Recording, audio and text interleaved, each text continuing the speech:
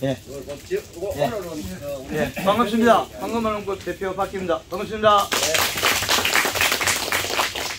식사 맛있게 하셨습니까? 예. 잘 먹었습니다. 예. 예. 오늘 또 그 전달에 이어가지고 5분달을 보게 되는데 지금 저희 그 재배 작물들이 이제 다양하게 될 겁니다. 조금 분류를 하지 않으면 그 하기가 좀 불편하겠잖아요. 여러분들이 다 오시면 만족해야 되는데 와수나 나무, 그 다음에 채소, 그 다음에 채소 속에서는 여름, 자, 이렇게 나누시다. 그럼 되겠지? 네, 이렇게 나누면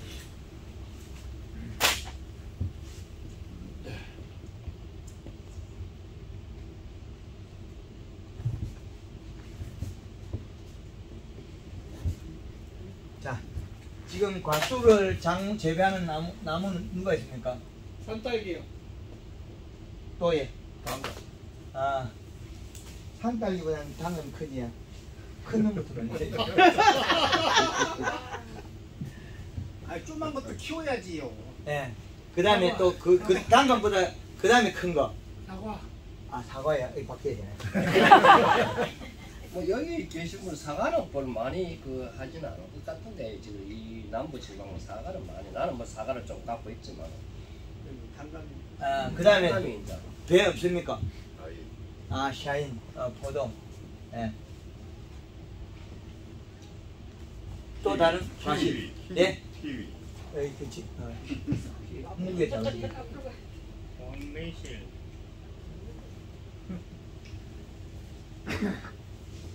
자, 다른 거네. 블루베리도 있습니다. 블루베리야.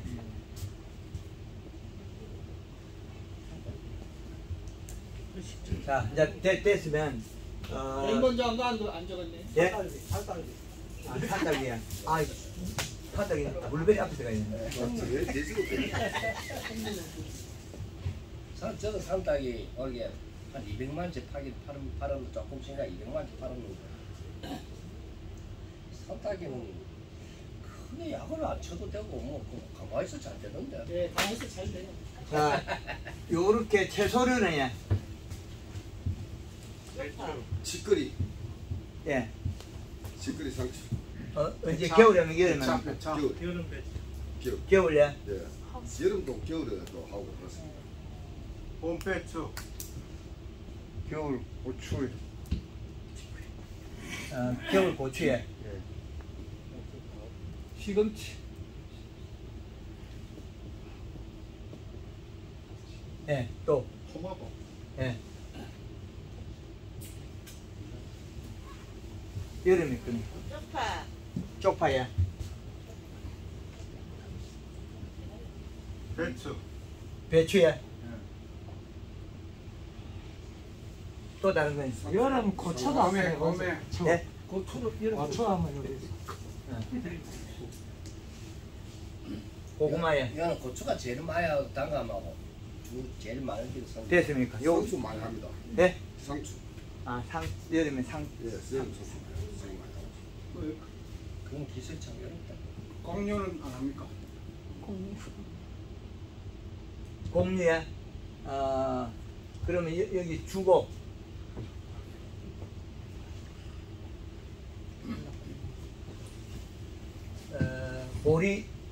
보리하고 밀하고.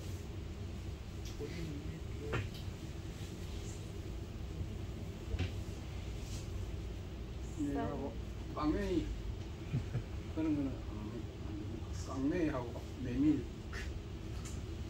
메밀은 또 달라요. 메밀은 메밀은 다르고 화분가 요거 벼하고 요거는 다 똑같은 메밀. 메밀은 따로 가요.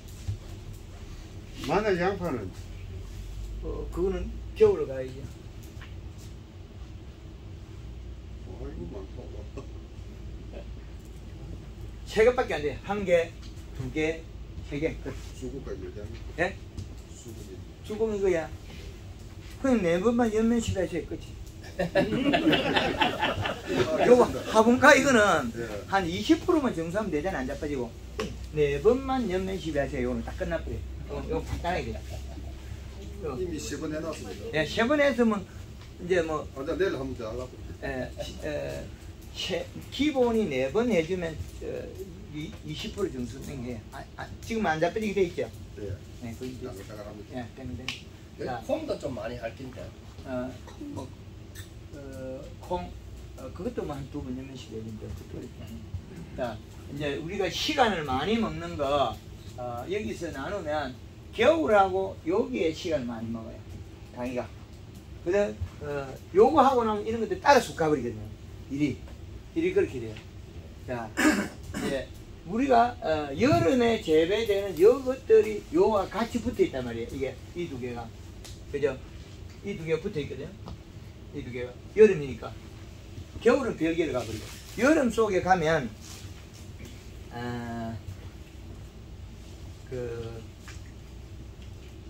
제가 전국을 돌면서 이제 개발한 게, 사계절 이식각. 우리는 이걸 논하지 않을 수가 없거든요.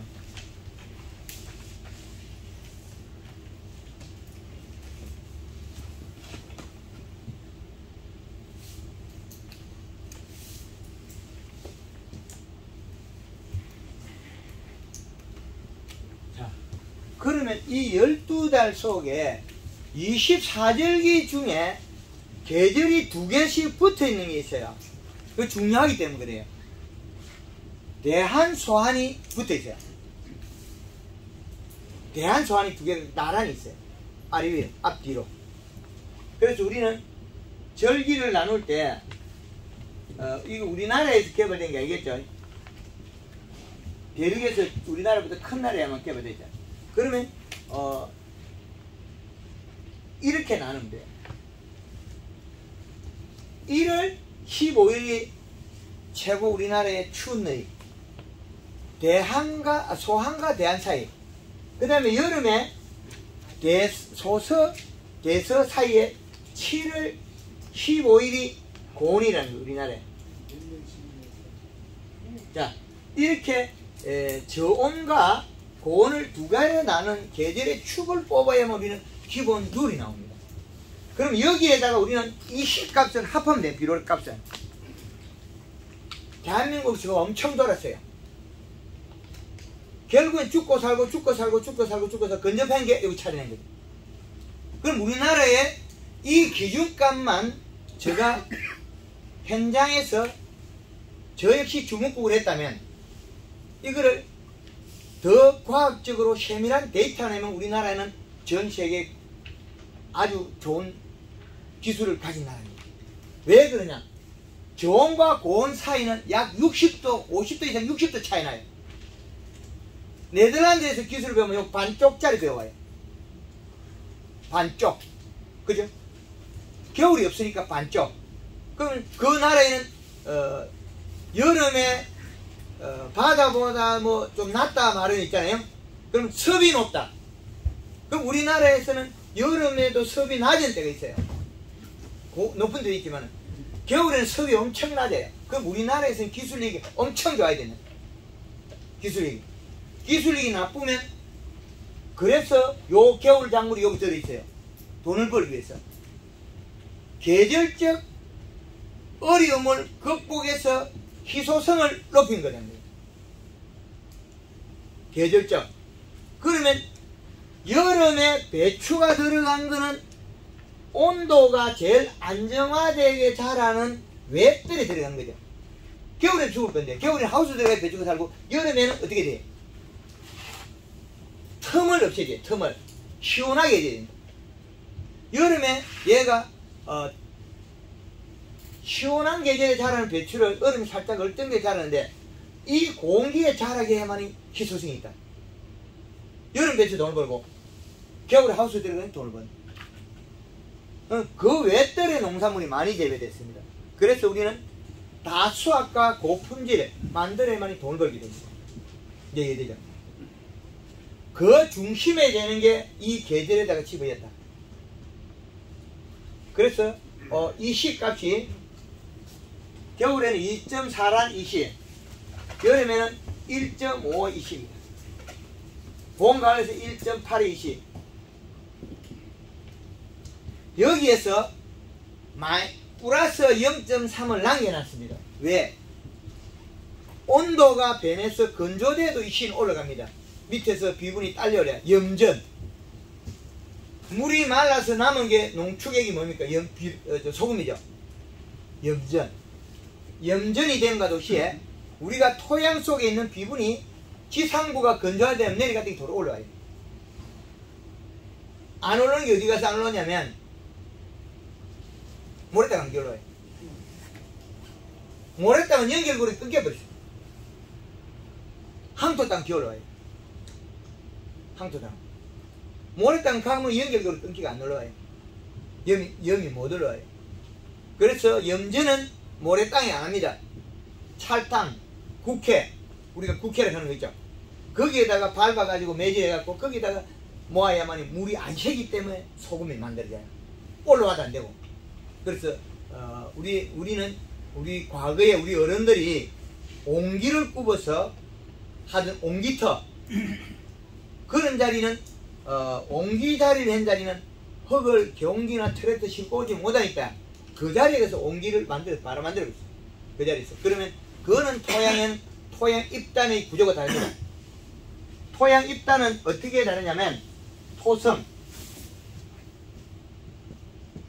토성으로 벌려요. 이 토성이라는 거는 토양에 흙이 이게 그 결합하는 거. 토성에서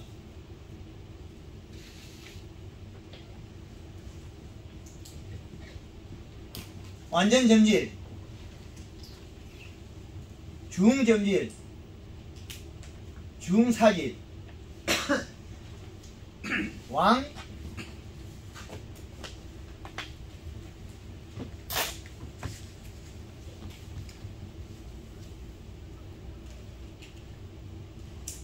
이 네 가지를 왜 등급으로 나누냐면 이걸 개발하고 보니까 이게 또 문제가 돼요. 아니 우리 집에는 비록 세포만 하면 되는데 저 집은 7부지도 안 되거든요.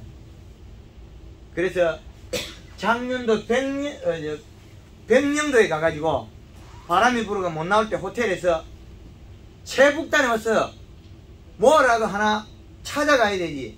뭐 백령도에 나를 빼거나 뭐 없는데 호텔에서 땅을 계속 보고 있어. 이건 찾았는데 이걸 못 찾으면 또 안 되는 거죠. 우리 농민이 소통할 때 농가에서 우리 농가는 수익을 내야 되는데. 대표님 잠깐만요. 네. 저 5739 차주분 좀 밖에 좀 주시죠. 5739 저 입구에 대한 거. 성룡차 트럭 뭡니까? 성공차. 뭐 비슷한 거 모르겠네. 성룡차에. 예. 밖에 좀 주시죠. 예. 그래서 우리가 완전 점질에서는 옛날에 황토에서는 옹기를 굽었어요. 옹기를. 그런데 우리 백토가 나오는 데서는 옹기를 응진력에 안 굽죠. 마사에서. 마사를 가지고 옹기를 잘 안 굽죠. 모래는 유리를 만들고 다른 원리가 다르죠. 그래서 완전 점질의 비료 응집력이나 우리가 벼농사를 지었을 때 모래논에서는 물 빠짐이 좋아요. 그런데 밥을 하면 밥맛이 없어요. 똑같은 비료를 더 줘요. 빠져 나가기 때문에 흘러나가. 그리고 토양 입단이 굵다는 거죠. 토양 입단이 굵어서 비료를 결합을 못해요. 플러스 전극을 마이너스 전극 토양에 분자 결합해야 비료가 되는데 토양이 결합되는데 이 결합을 못했으니까 우리는 어떻게 되겠습니까? 모래논의 나락은 벼는 잘 되다가 끝에 희발이 없어요. 희발이 없고 밥맛이 없습니다. 찰땅에는 벼수확을 해서 방아 찧어서 먹으면 쌀이 맛있습니다. 그 말은 비료량의 같은 양을 줬는데 응집력이 좋다. 잘 모아가 있다. 결합이 잘 된다. 이제 이거 아시겠죠? 토양 이걸 나눠야 됩니다. 그래서 비료가 한 나무에 몇 포 줬다고요? 감나무에? 6kg. 감나무 한 30년 됩니까? 40년? 40년.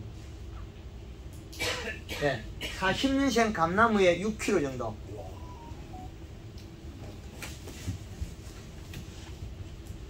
그 말은 여기에 있는 이 시값은 정리한 거는 간장, 대장, 소금 모든 게 똑같습니다. 그러나 비료의 또 성질을 나눠야 돼요. 우리는 여기에다가 비료의 성질을 또 나눠야 돼요. 비료의 성질은 또 어떻게 나눌 거냐? 가리. 가리는 곤을 만든다.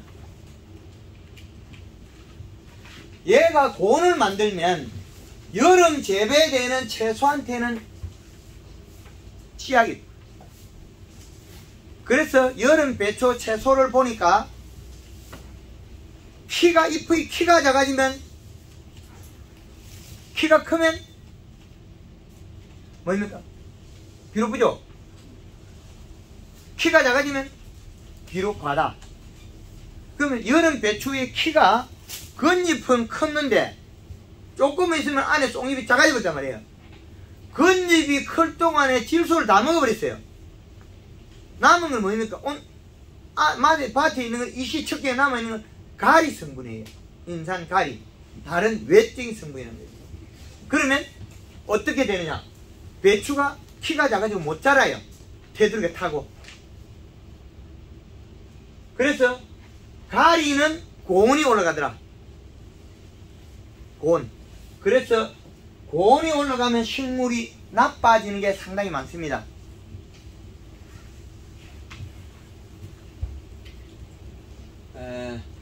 고온의 단점이 있는가 하면 생식 기능에 좋은 점이 있습니다. 영양 이동도 좋습니다.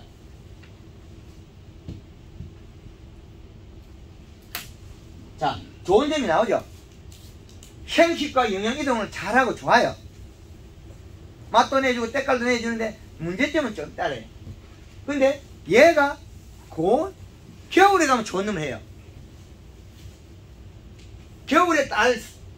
겨울에 양액 재배나 토경 재배 딸기에 가면 좋은 놈이 되는데 어디에 나빠지고? 여름에 가서 나빠져 버린 거예요. 오늘 끝나면 제주도로 내려갑니다. 내일 제주도에 가서 밀감하우스 기술을 가르치지만 요 때문에 농사가 안 돼요. 퇴비를 주고 복합비료 주면 비료 성질이 떨어져 버려요. 인산가리 과다돼 버려요. 그러면 여름에 더 하우스에 들어있는 밀감이 고온장애가 일어나 버려요. 요것 때문에 인산가리 과다 때문에 일어나요. 대표님은 인산가리가 비물의 물의 유실이 잘 안 된다 이런 겁니까? 토양의 결합에 있는 양의 이야기입니다. 요렇게 결합이 된다. 또 가사네트는 다 빠져나가는데요. 하우스가 되지 안 나가요. 하우스 안에. 예. 그래서 요렇게 요 작물이 제주도에 가면 하우스에 가보면 퇴비를 주고 그 다음에 인산가리, 질소 인산가리 되면 복합비료 주고 NK 주면 가리가 달아서 나무가 봄에 잘 크다가 6월달 되면 5월 6월 되면 막 그냥 짜버려져요. 이파리가 노랗게 흐르고 그러니까 나무가 수시가 뚝 떨어지면 안 돼요. 그래서 요소만 주가 치유하고 있거든요. 그래서 가리는 이는 좋은 점이 있어. 고온 온도를 올리기 때문에 겨울에 좋다. 그 다음에 생식 기능을 가지고 있다. 영양 이동을 한다. 좋아요. 그 다음에 색은 어떨까? 과일 색은 누리끼리 한 색이에요. 우리가 똥색 하는 거 있죠. 누리끼리색, 누른색. 그 다음에 고온에 의해서 여름에 일소 피해. 일소. 그 다음에 과수, 낙과, 그 다음에 사과에는 고두가 생깁니다. 더워서 혈액순환이 안 돼가지고 응집이 돼서 고두가 생겨요. 그럼 치료제는 요소가 들어가야 되는 거죠. 이런 단점이 숨어 있습니다. 그런데 좋은 면과 나쁜 면이 섞어 있는데, 그러면 가리 비료는 여름에는 멀리 떨어져 있어야 돼요. 작아야 돼. 이렇게. 겨울에는 가까이 있어도 괜찮아요. 여름에는 떨어져요. 우리가 가리는 과일 색깔을 내고 맛있게 하고 좋다 그러죠. 그런데 여름에 지금의 NK를 뿌리면 더울 때 과실이 안 큰다. 우리가 7월달에도 NK 줄 때가 있죠.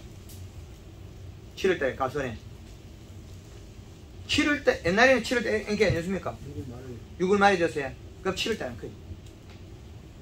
과일은 안 크고 노릇탕탕한 여름에 많이 뒤집어져. 뜨거워갖고.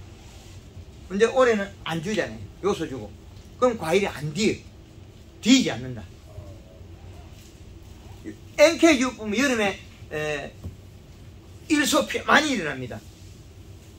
일소 피해. 감에 햇빛에 가지고 허여이 되는 그게 이제 가리 부족이 많다 하면 이 말씀이네요. 예. 그리고 질소비를 두면 이거는 어떻게 되느냐? 얘는 저온을 만들어요. 저온을 만들어주면 얘는 여름에 아주 좋은 비료죠. 저온이 되니까 저온에다가 질소가 있으면 잎의 함수량이 늘어나요.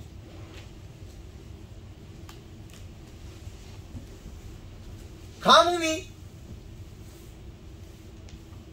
극복이 됩니다.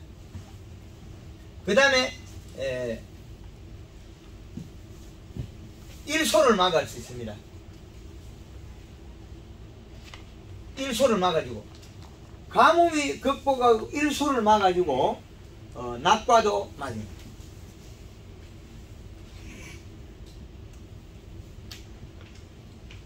낙과 방지, 여기 고두, 사과 고두를 방지하기. 그럼 몸에서 영양소가 뭉치는 걸 풀어줘요.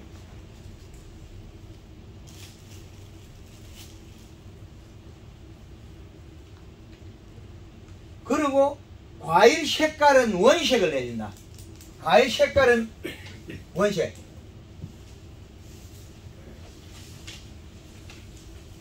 색은 더 단수.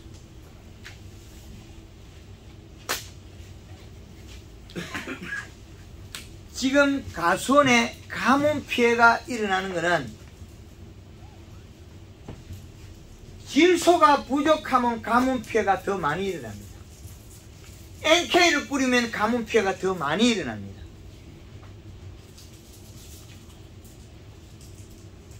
이해가 됩니까? NK를 뿌리면 가뭄 피해가 많이 일어나는 게 요 원인 때문에 그래요. 근데 올해 당분에 물 줬어요. 가뭄 적게 타죠. 네. 가뭄이 안 타는 이유가 요 원인 때문에 그렇습니다. 잎의 함수량이 늘어나요.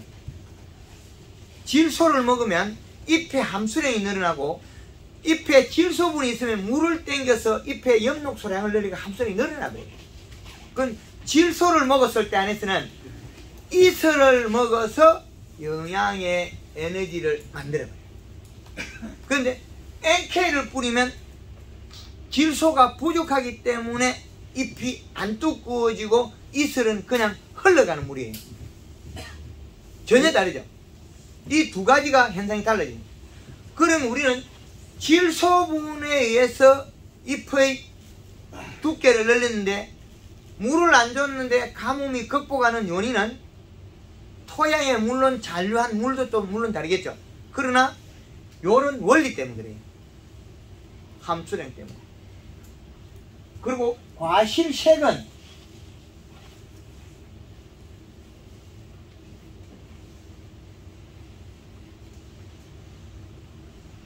원식이네. 과실색의 원색을 낸다. 샤인마스켓이 지금 하우스 들어있는 게 질소 부족, 가리 가다되면 잎이 타가지고 고실라져요. 사과 역시 어떻게 되느냐? 질소가 부족하면 얼룩얼룩하게 이제 호피무늬가 난다는 거예요.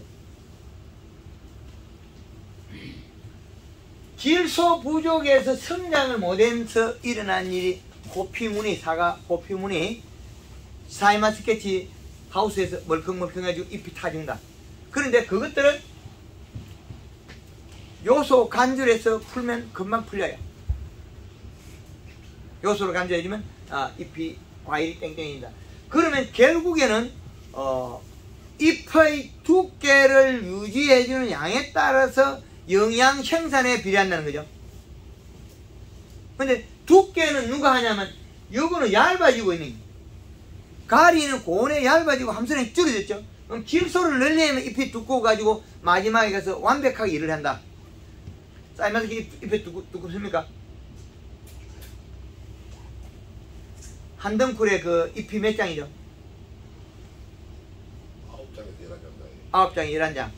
예, 제가 샬라바드 12개 있었거든요. 그러면, 작은 거, 쟤는 요만 거 치고, 농장 대표님은 요 작은 거 뭐 일하기는 빼버리기 차이야. 저는 작아도 한 장으로 쳐버려요. 근데 왜? 안 떨어지면 그것도 일 잘하거든. 안 떨어지고 힘만 있으면 일을 하거든. 근데 얘 작은 거는 일 안 할 거니까 막 우여고 이래. 그래서 잎의 두께만 유지해주면 온도에 따라서 일을 하는 거예요. 많이 다른 거는 그 시기에 많이 다른 거지 지금은 그거하고 별개예요. 왜? 초기 연면 시비에서 지상부 잎을 두텁게 하면 또 달라지거든요. 그래서 지금의 샤인마스켓이 많이 달렸다, 단감이 많이 달렸다, 그건 결국엔 잎의 두께를 펴야 돼요.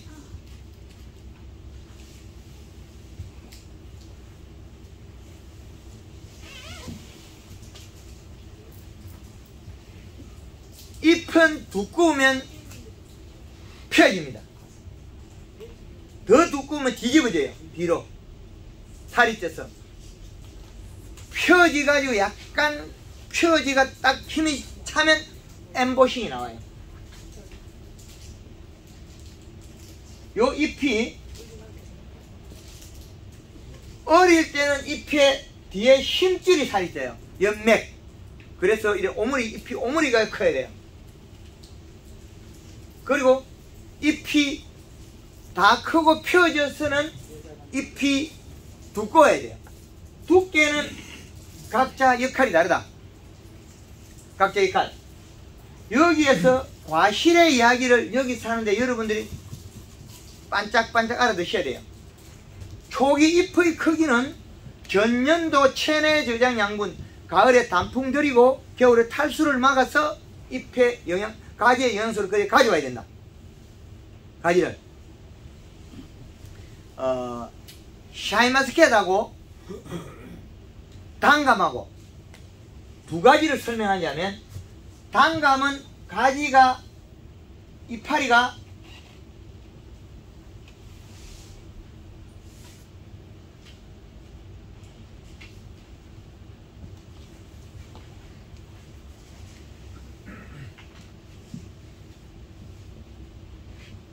자, 5개. 그 다음에 여기에서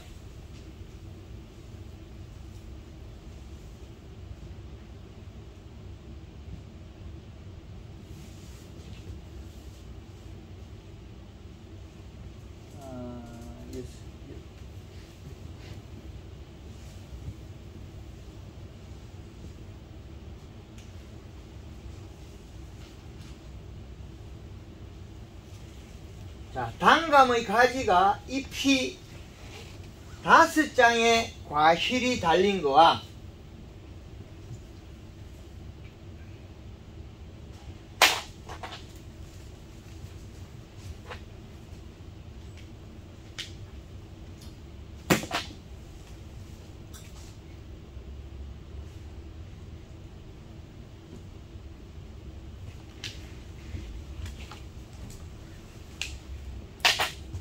5장을 가지고 감이 달려있다는 거예요. 여기까지. 그러면 12장을 가진 감과 5장 달린 감의 크기는 연면 시비를 안 했을 때는 좀 차이가 납니다. 연면 시비 했을 때하고도 조금 차이 나는데, 연면 시비를 하고 있다면 이 전 가지가 짧은 가지 있어요. 결과모지가. 전 결과모지가 긴 거는 긴 게 나왔어요. 그러면 긴 거는 12장까지 간고 짧은 거는 짧은 결과모지는 5장밖에 안 갔다는 거예요.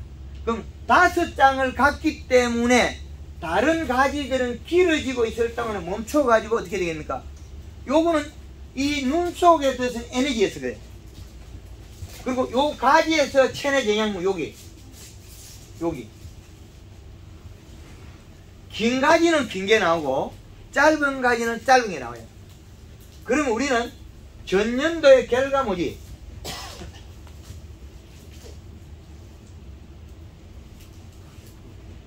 결과모지가 짧은 것이 연면실에서 굳게 나가가 멈춰버리고 다른 긴 가지에서 자라고 있을 동안에 얘는 잎이 두꺼워지고 커져버렸어요. 그러면 여기에 영양소가, 여기에서 만든 영양소가 어디로 가겠습니까? 뿌리로 가겠죠. 잎의 요 안에 든 영양소는 내려가서 어디로 가? 뿌리로 갔어요. 뿌리를 발달시키고. 그러면 여기에서 이 관을 만들어서 뿌리로 연결했는데 누가 뭐예요? 얘가 뭐였거든요. 그럼 작은 가지가 더 대관을 만들어요. 그런데 사이마스켓은 긴 가지를 잘라서 작은 눈을 만들었단 말이에요. 다시 긴 가지가 나와서 잘라버렸죠. 그럼 잎이 더 커지겠죠. 그럼 봄순이 굵었던 사이마스켓은 4개 더 달았죠. 요 차이입니다. 단감 결과모지를 짧은 거를 만들어서 짧게 굳게 만들어서 초기 연면 시비에서 가지가 얘는 결과모지의 체내 저장양분이 전년도에 많이 안 큰다고 결정했어요. 짧게 나가요. 근데 긴 가지에서는 길게 나가요. 근데 사이마스켓은 다 잘라가 짧게 만들어버렸거든요. 그러면 채순의 굵게 만들어나가 잘라버린 짧게 만드는 건 가능한데 단감 요놈은 안 돼요. 길어져 버려요. 그래서 단감은 무조건 하고 봄에 초기 연면시비에서 짧은 가지 살을 찌워서 굵게 만들어놔야 된다. 사이마스켓은 이도 저도 무조건 굵게 만들어놔야 돼. 그래야만이 내년에 눈에서 순이 굵은 게 나오게 하는 방법이에요. 사이마스켓은 자르지만 단감은 가지가 많아서 자를 시간이 없어요. 그거 자르면 돼요. 이파리 석장매도 감 이만한 게 나와요. 왜 그러냐? 잘라버렸기 때문에 요 잎이 크면 이 가지는 하나의 생각이 있다. 생각이 똑같아요. 그럼 이 가지가 잎이 두꺼워졌으니까 영양소가 내려가면서 뿌리까지 연결을 빨리 해줬다. 그럼 도장지 나기 전에 이쪽 가지로 영양이 많이 와요. 그건 가지 위치가 아래에 있던 위치 똑같아요. 과일나무에서 가지가 아래에 있었다. 그래도 요 순이 짧게 나고 굵어져서 이 영양소가 내려갔다. 그럼 이쪽으로 영양이 많이 오게 돼 있어요. 그런데 이렇게 있다가 도장지가 났다. 그럼 도장지가 났다는 것은 봄순을 적게 키워서 도장이 많이 나요. 그 전점을 잘못해서 도장이 나는 거고. 그래서 이 나무는 생각의 DNA가 다 다르다는 거죠. 도장지가 많이 나는 나무들은 체내 저장 양분이 작아서 가지가 가늘다. 그러면 영양의 관을 뿌리 쪽으로 못 연결했다. 그러면 중간에 솟아나요. 왜 중간에 솟아나냐면 이 나무들은 지금 내가 크고 있는 애들은 잎 두께가 얇기 때문에 영양 생산을 잘 못한다는 거예요. 그러면 햇볕을 잘 끼웠다고 판단해요. 그럼 새 신초를 키워서 키를 키워요. 아주 획기적인 방법이죠. 봄순을 제대로 살을 안 찌우면 소나무가 여러 나무 있으면 키가 크고 혼자 있으면 키가 안 커요. 원리가. 감나무가 사과나무가 짧은 가지 봄순을 살을 찌워버리면 영양을 이동하는데 그러면 도장지가 적게 나요. 왜? 어릴 때 영양이 많이 이동해서 뿌리로 갔기 때문에 예, 지금 있는 상태가 제일 좋기 때문에 도장지를 발생을 안 시켜요. 사과밭에 비료 많이 줘도 도장이 안 납니다. 많이 좋은 사람은 100평에서 비료를 10포를 줬는데 이 비료 토성 때문에 그렇습니다. 사과나무에 100평에 비료를 10포를 주는데 도장이 나느냐? 안 납니다. 5번 줘도 도장이 안 나요. 왜 안 나겠습니까? 초기 연면 시비에서 요 가지가 짧은 가지가 살이 쪄서 영양을 내려줬기 때문에 그 영양소는 이쪽으로 가요. 근데 여기 작았다면 어떻게 뚫고 위로 가버려. 그 요거 하나 알아내는데 돈이 어마어마하게 들었어요. 아파트 세대값 나가요. 봄에 감나무에다가 한 번에 비료를 21다시 복합 비료를 내 나무에 한 푸씩 줬어요. 그럼 올게 농사 1등이 이랬거든요. 내만큼 비료 좋은 사람이 없는데 단감나무 한 3만 평 임대 농사 지을 때 거기다가 비료 주면 강크는데 딱 간단한데 복합 비료를 2000포를 딱 끊어가 21다시 끊어가 딱 주고 나니까 도장지만 그거 감이 째면에 또 머리가 어떻게 있습니까? 아, 이놈들이 비료를 요즘 가짜로 만들었다. 비료를 가짜로 만들어서 내가 감이 안 큰 거지. 비료 먹고 안 큰 거지 가짜니. 그래서 그 다음에는 요 소를 또 내 나무에 한 푸씩 2000포를 갖다 버렸어요. 그 역시 마찬가지 도장지만 크지 감이 안 커요. 그러면 봄순을 우리는 먼저 만들어 가지고 뿌리까지 만들어줘야 된다. 뿌리 세근까지. 단감은 5월 10며칠까지 뿌리가 안 나와요. 5월 10일 때 되면 가지가 이만큼 커가지고 감 소금을 내야 돼. 정내. 그런데 뿌리 없는 나무를 우리는 키우고 있는 거죠. 봄순을 키워버리면 모든 게 해결나요. 그러면 사이마스케트 봄이 연면시비하고 복숭아의 연면시비하고 매실 키위 다 연면시비의 소리예요. 그래야만이 세상이 바뀐다.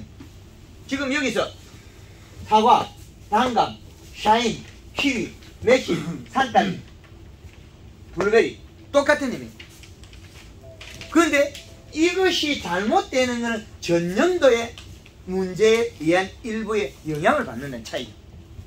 겨울에 동해냐, 얼어서 상처가 났느냐, 얼어서 탈수가 됐느냐, 이런 원인이다. 이제 좀 이해가 됩니까? 우리가 대과를 못 만드는 주 원인이 봄에 연면시비법 요거 하나 찾아내가 이 행동을 반경 알아내는데 제가 32년이 걸렸어요. 요걸 원리를 알고 나서 이거를 증명하기 위해서 그 책자에 보면 공식이 있습니다. 황금을 놓고 4대 공식을 그려놨어요. 이 가지 하나에서 가지 잎의 크기와 각도를 찾아낸 거죠. 식물의 공식 언어를 개발했죠. 상행문자 같은 거. 과거에 우리 어른들이 뭐 그림을 그려가지고 언어를 쓴 거 있지 않습니까? 상행문자. 그와 같은 공식을 개발해가지고 황금알농법을 개발하고 증명을 했다는 거죠. 2015년도에 완성시켰습니다. 2015년도에 상당히 오랜 세월이 걸렸어요. 그래서 상형문자와 같은 언어로서 4대 공식을 개발한 게 제일 어려운 단감이라는 종에서 개발했습니다. 다른 종들은 순이 나기 전에 뿌리가 먼저 나오기 때문에 관리하기 쉽습니다. 제일 어려운 게 감이에요. 뿌리가 먼저 발생하지 않기 때문에. 그래서 단감의 가지가 기니까 열매가 달다. 지금 어떻던가요? 해보니까 가봤어요. 두 가지가 가지. 고추가 키가 크면 비료부족. 비료부족.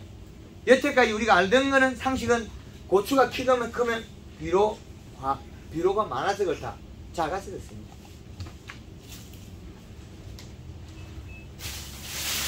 과실은 이렇게 하니까 정리가 되지. 뭐 많아도 정리가 되잖아요. 이름만 많을 뿐이지 뭐 많은 거 없어요.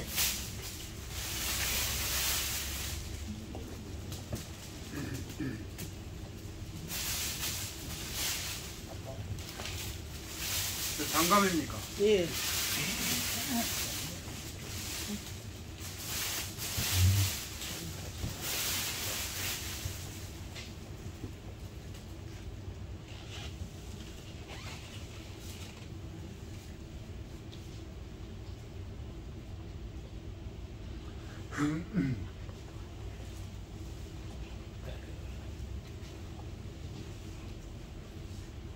단간 크기가 지금 현재 저기가 지금 큰 편입니까? 표준입니까?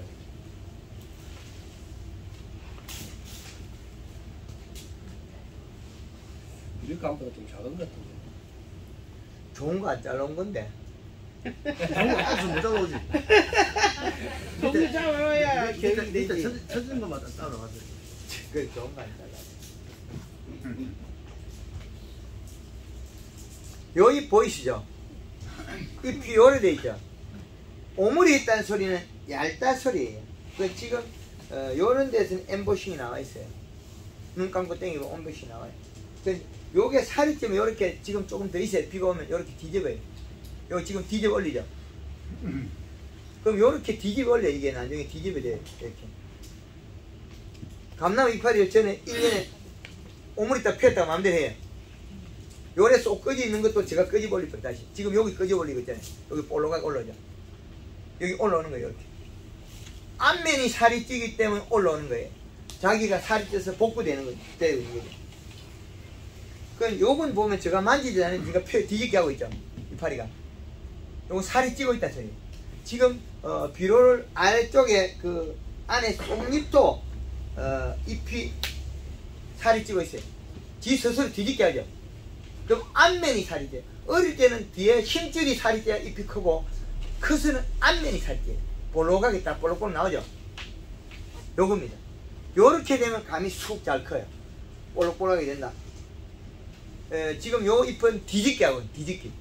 잎 앞면이 살이 쪄서 뒤집기를 한다. 사과도 마찬가지예요. 똑같아요. 키위도 같고 여기 있는 거 다들 똑같아요. 그래서 여기에 보면 자식은 힘줄이 노랗죠. 이건 가리. 힘줄이 노란 건. 그 이제 잎을 요렇게 흔들어 봐야 될 때 있고 요렇게 흔들어 봐야 될 때 있어요. 잎을 요렇게 흔들어 보면 눈이 안정화돼 가지고 채색을 해 가지고 제일 좋은 면을 보는 위치가 나와요. 색깔이. 근데 요렇게 흔들면 약간 황금빛이 약간 나올락말락 황동빛이 동빛이 황금빛 나올락말락 해. 그게 좋거든요. 삐쳐야 돼요. 근데 요거는 들고 있으면 그 금색이 약간 나오는데 흔들고 있으면 녹색이. 그러면 질소분은 상당히 먹고 있는데 잎의 힘줄은 노란색으로 가 있다. 생식기는 많이 가 있어요.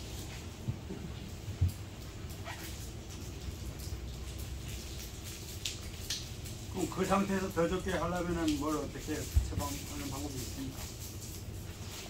지금 비록 뭐 100평에 한 포기에 6kg 먹는데 앞으로 1kg 더 먹으면 좋아지겠죠. 일반 상식으로서는 됐어 요렇게 봐가지고 예. 물한 햇빛이 그렇죠. 네. 예. 햇빛에 타도 잎이 두꺼우면 금방 뽑기가 돼요. 이거 딸지가 않을 정도로 예. 짜거든. 예. 이거는 열상이 입었는데 이게 풀려요. 그리고 이 나무가 지금 잎이 이렇게 서 있잖아요. 그러면 이게 가리를 많이 먹었어서 이래 될 수도 있어요. 가리. 옆면 시비에 가리가 많이 들어가서 이래 될 수 있다. 그 말은 이게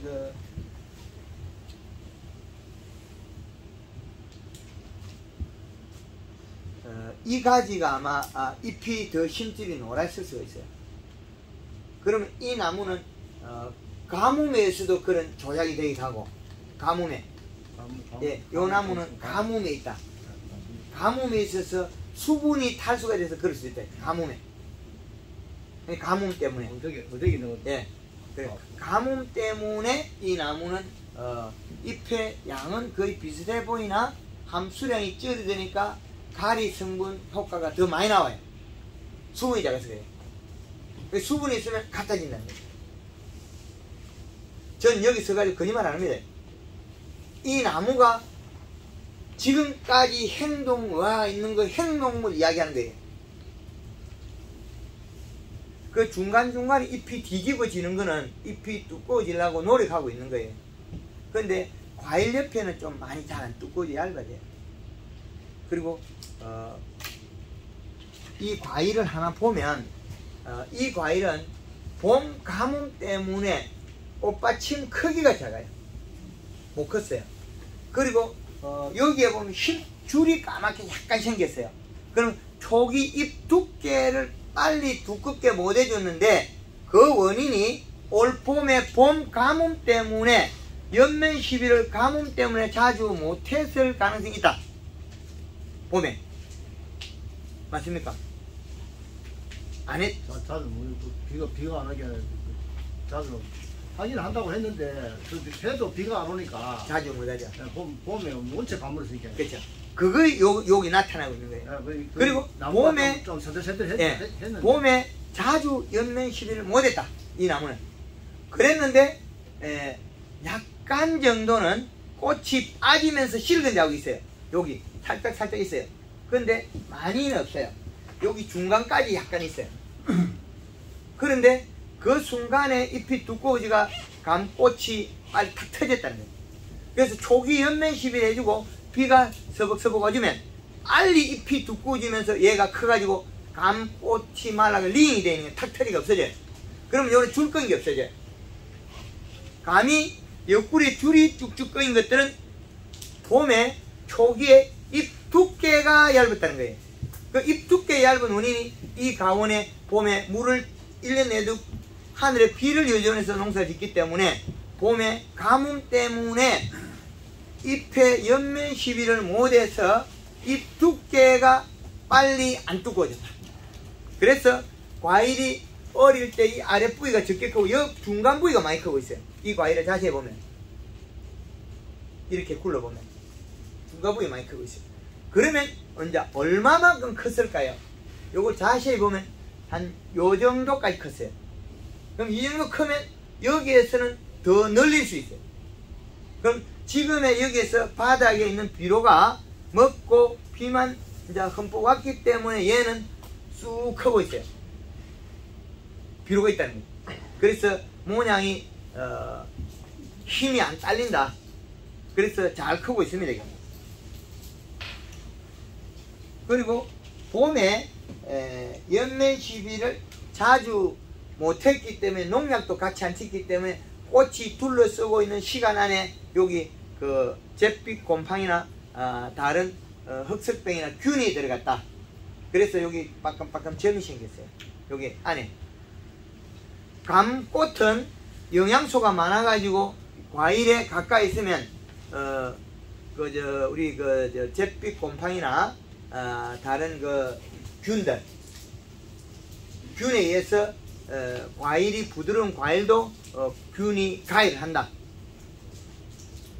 단감하고 사과하고 차이는 단감은 이파리가 크도 쬐끄만 게 따고 사과는 이파리가 쬐끄만 게 크고 따요. 지금 보면 말라 비틀어진 요 사과도 단감보다 커요. 그죠?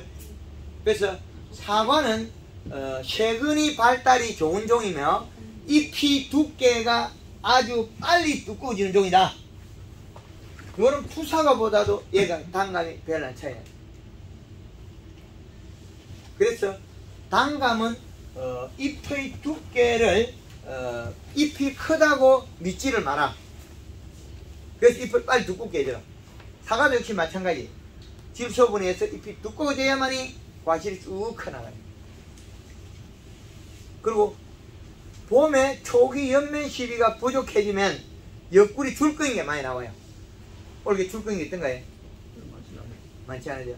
근데 봄비가 왔더라면 더 없을 거예요. 더 없었는데 봄비가 적게 와서 그런 경우가 많이 있다는 거예요.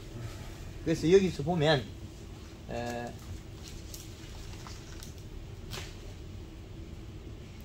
이건 보면 여기까지 푹 펴 있어요. 그러면 꽃 썩고 있다가 오래 시간이 가면서 흔들리면서 상처를 더 준 거죠. 감꽃이 말라있어. 빨리 잎이 두꺼워있다면 이런 상처를 안 생겨요. 그럼 과실이 깨끗해지겠죠. 그래서 요 놈들이 자세히 보면 큰 과일은 과일 80자리 옆에 잎이 크다. 그죠? 이래 차이 나잖아요. 과일 80자리 잎이 이래 크다. 요건 자세히 보면 어깨는 만들어서는 길이 못 컸어요. 어깨는 만들어서 길이 못 컸어요. 요거는 뭐 요 두 놈을 보면 어깨 넓이 잎은 크기 같아요. 그럼 요 놈은 어릴 때 연면 시비를 못 맞은 거예요. 얘는 맞았다는 거예요. 맞았단 말은 잎판이 이렇게 불룩불룩불룩해져요. 파도가 물결 무늬가 생겨요. 잎이 봄에 초기 연면 시비를 맞으면 잎이 뒤틀림이 생겨요. 여기 보면 여기 자세히 보면 여기 뒤틀림이 생기게 나와요. 잎이 요렇게 파도처럼 물결 무늬가 여기 나와요. 그러면 안에 어린 잎들이 봄에 물결 무늬가 없기 때문에 제대로 없어요. 그러면 초기에 연면 시비가 어릴 때 빠졌어요. 어릴 때 맞습니까? 초기에 한 번 한 날짜도 그래 빠르지도 않고 한 번 한 날짜도 그 다음에 하고 그 다음에 터울이 길어요. 그래서 장애가 생겼다. 우리가 생산량이 조금 감소했는데 지금은 뿌리까지 연결돼가 일을 잘 하고 있다. 이렇게 봐요. 어떻게 맞습니까? 그래서 지금은 이 씨값이 좋다면 단감은 잘 자란다. 지금 전년도의 영향에서 얘가 영향을 받는다. 그러면 감히 80자리 잎의 크기가 그 책에 한번 보시겠습니까? 밀감도 단감하고 거의 다 비슷한 똑같습니다.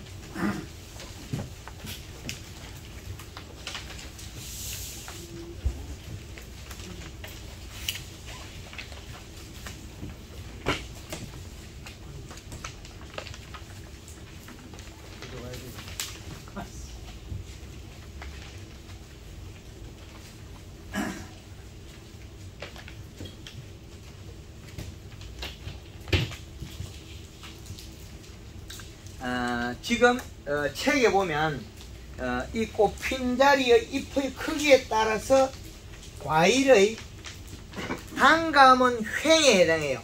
알기도 횡이 커져요. 꽃핀 자리에 산딸기 잎을 키워야만이 넓이가 나와요. 사이마스케치나 사과는 꽃핀 자리에 가까이 잎이 커야만이 종이 나와요. 종방향이 커져요. 두 가지 달라요. 행동이. 횡으로 크는 종들이 그리 많이 없어요. 우리나라에.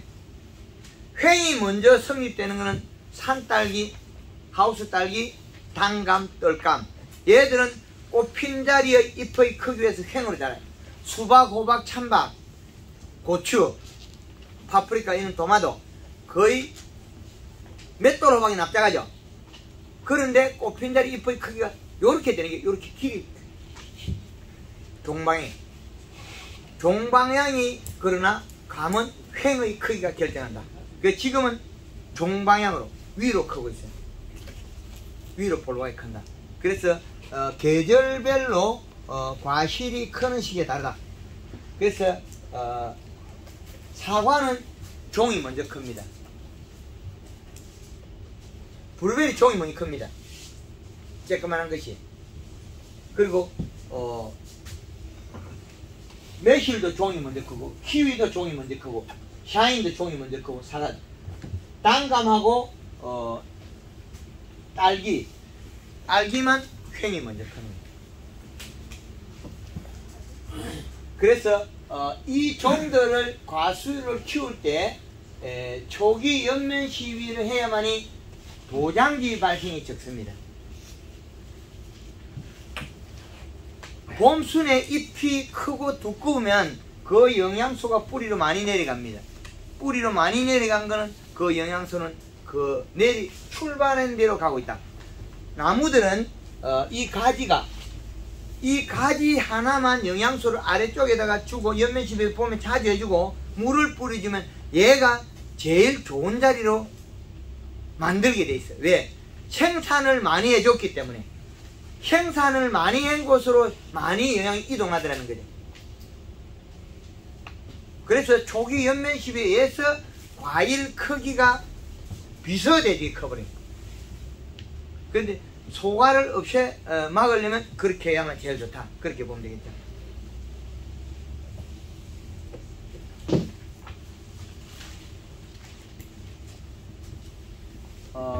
지금의 우리가 저 과실들을 초기에 비료를 어떻게 줄 거냐는 봄에 뿔이 나오는 시기와 비례해서 주면 됩니다.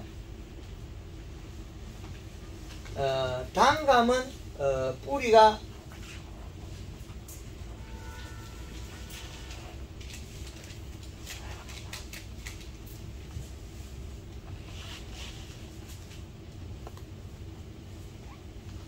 단감은 뿌리가 5월 15일이면 여기에서 역산해 가지고 한 달 내로 맞춰주면 돼요.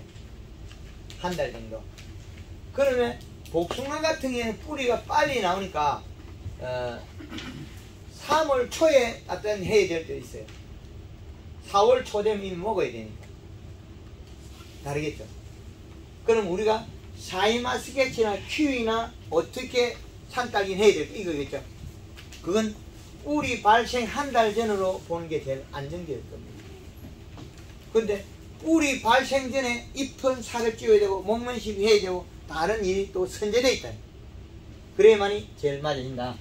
그래서 봄의 이 시값은 여기에서 우리가 계절의 이 시값은 이렇게 잡아놨고 여기에서 플러스 0.3을 제가 숨겨놨어요. 왜 숨겼겠습니까? 지금 우리가 뿌린 비료가 언제 더 늘어날 수도 있다는 거죠. 양이 지금 측정했을 때 이시가 안 나온다 해서 그 측정값의 이시는 아니다는 거죠. 날씨의 건조하면 이시가 올라가니까. 그래서 각 지역의 별로 0.3을 빼놨습니다.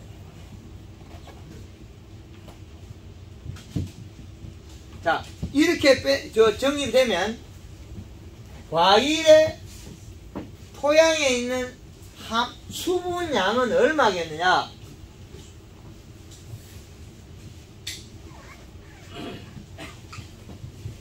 토양 수분은 35에서 45%라는 거죠. 35에서 45%로 결정이 되어버렸으면 수분과 이식값이 결정이 되고 나면 우리는 나무의 행동을 이끌어내 주면 된다는 거죠. 행동을. 나무가 행동한다. 대사작용이 잘할 수 있는 역할을 만들어주면 돼요.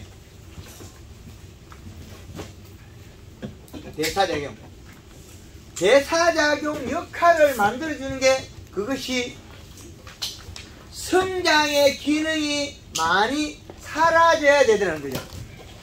그러면 성장이라는 게 샤인마스켓은 덩굴이에서 자를 수가 있지만은 단감나무 가지 못 잘라요. 순을 따는 사람도 물론 있어요. 그런데 단감나무 순을 다 못 제거해요. 그래서 그럴 경우 있다는 거예요. 단감. 그래서 순을 다 못 제거하는 종들은 그러면 어떻게 할 거냐? 사과밭에 가서 사과순 다 딸 수 있나요? 못 따거든요. 사과순 떼버리면 정화가 없어지고 액화로 바뀌고 그러지. 순이 늦어지고. 이런 여러 가지 장에 따라서 달라지는데 한 가지 같은 건 있어요. 초기 연면식 잎만 캐나면 된다. 삶았지 않으면. 그 다음에 남은 거는 토양에 있는 이식값에 해당한다. 비료량. 그래서 봄의 이식값은 이 그래프의 이 표에 사계절 표에 맞추면 되는 사계절 표에. 그러면 계절의 축은 뭐냐? 계절의 축이라는 것은 만생종 부사에서 7월 15일까지는 상반기, 7월 15일은 하반기로 바뀐다는 거예요. 계절의 축이 그렇게 되어 있기 때문에 우리나라의 온도의 변화는 계절의 조건이 이런 축에 있어 움직인다. 계절축. 그래서 오늘은 강의가 좀 어렵습니다. 이거를 이해를 먼저 시키지 않으면 다른 것들은 강의를 더 열심히 해야 되니까. 이 첫 강의에서 다 끝내버리면 두 번째는 강의 할 게 없습니다. 다 알았기 때문에. 봄에 결정한다. 봄은 전전되어 있다. 그런 거거든요. 그래서 봄에 결정권을 가졌을 때, 그러나 씨앗 심으면 씨앗 심은 어린 것들은 당연히 그 결정권은 봄과 같다는 거죠. 고추를 심었을 때, 여름에 심었을 때 초기에 연면시비 횟수에 따라서 비례한다. 그리고 어린 모가 뿌리를 뻗치려면 잎에 연면시비와 맹물시비를 해야 된다. 이거거든요. 연면시비는 며칠이 걸리냐? 7일이 소요돼요.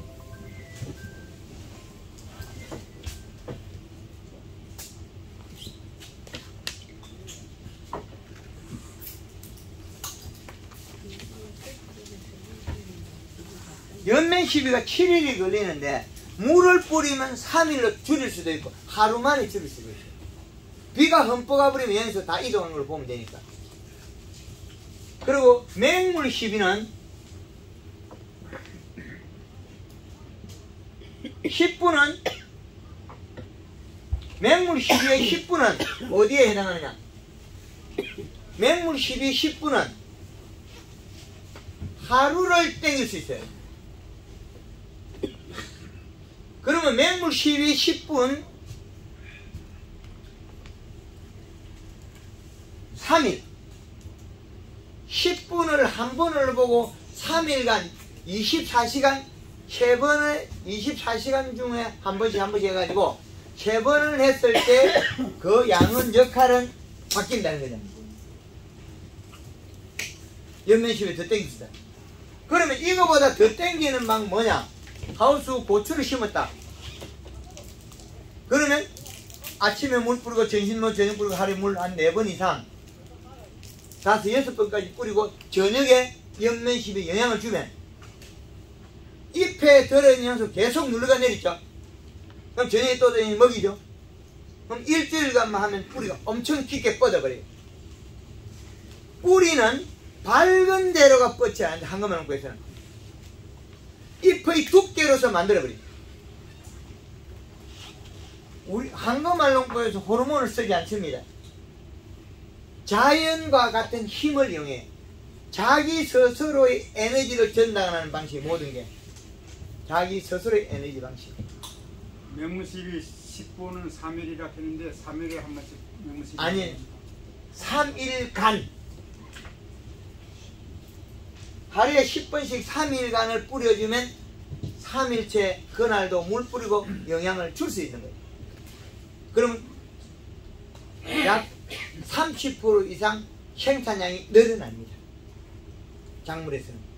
그래서 이게 아주 중요한 이야기입니다. 그래서 비가 오고 난 뒤에나 비가 오기 전에 연면시비 하라는 게 요거예요. 마늘밭에는 비 오고 나면 질척거리면 비 오기 전에라도 연면시비 해놔라. 그래야 비 오고 나서 괜찮아진다. 단감 가온에 비 오고 나면 미끄러워서 못 다닌다. 그럼 비 오기 전에 연면시비 해라는 거예요. 그래서 비 오기 전에 잎을 살을 찌우라. 그러면 봄에 잎이 두꺼워져서 뿌리가 봄에 많이 발달해야 과일이 제일 좋다. 보장지가 적게 영향을 먹는다. 이 원리입니다. 뿌리고 나서 어느 정도 돼야 그 효과가 그게 반대쪽으로 나타나? 비료는 흡수가 비료의 그 성능에 따라서 기능에 따라서 각각 다릅니다. 아니 뭐 어제 저녁에 쳤는데 밤에 비 와버리면 그 효과가 없겠네요. 아니 이동 시간이 빨라서 이동 100% 흡수는 다 못해더라도 먹은 거는 이동하는 거죠. 그래서 그리고 잎속은 영양소를 많이 이동했기 때문에 공간이 확보됐다. 다시 연면시비를 할 수 있다. 그래서 아주 그거는 중요한 얘기입니다. 그럼 사장님 한 가지 질문이 있는데요. 네. 펌프 뿌리가 그대로 머물러 있는 거는 어떤 원인을 봐야 됩니까? 뭐가요? 안 나고 포트에서 뿌리를 씹었다 했습니다. 예. 그 뿌리는 안 나고 그 위에 쪽에서 뿌리 새순에 나가지고 그 포트는 이미 그 포트 상토 자체에서 장애가 있거나 건조해서 잘못돼서 그래요. 장애가 있어요. 상토 자체에서 다른 장애 요인으로서 뿌리가 먼저 건조돼 가지고 갱화가 됐거나 그래서 영양소 내려가서 다른 구이 뚫고 나온 거예요. 잔 뿌리가 발달해서 나오는 게 제일 정상인데 위에서 다시 내려왔다면 그 뿌리가 심은 자리에 두둑에 심었는데 이 자리에서 뿌리가 안 나오고 여기에 나왔다. 예, 위에보다 예. 그러면 토양 비료가다. 나가려고 하는 게 짧아서 도로 키더라. 내밀다가 도로 들어버린 거죠. 대가리 딱 내밀다가 치고 들어버린. 나가다가 뿌리가 나가다가 도로 키더라. 갈 수가 없어요. 대표님은 그거는 깊이 심어서 그런 거 아닙니까? 아니, 깊이 심으면 두둑이 높으면 그래도 다 나와요. 뿌리가 산소 아니 고추를 심을 때 이리 심는 사람 없으니까 그건 요만큼 5cm 10cm 들어갔다고 해서 문제가 아니다.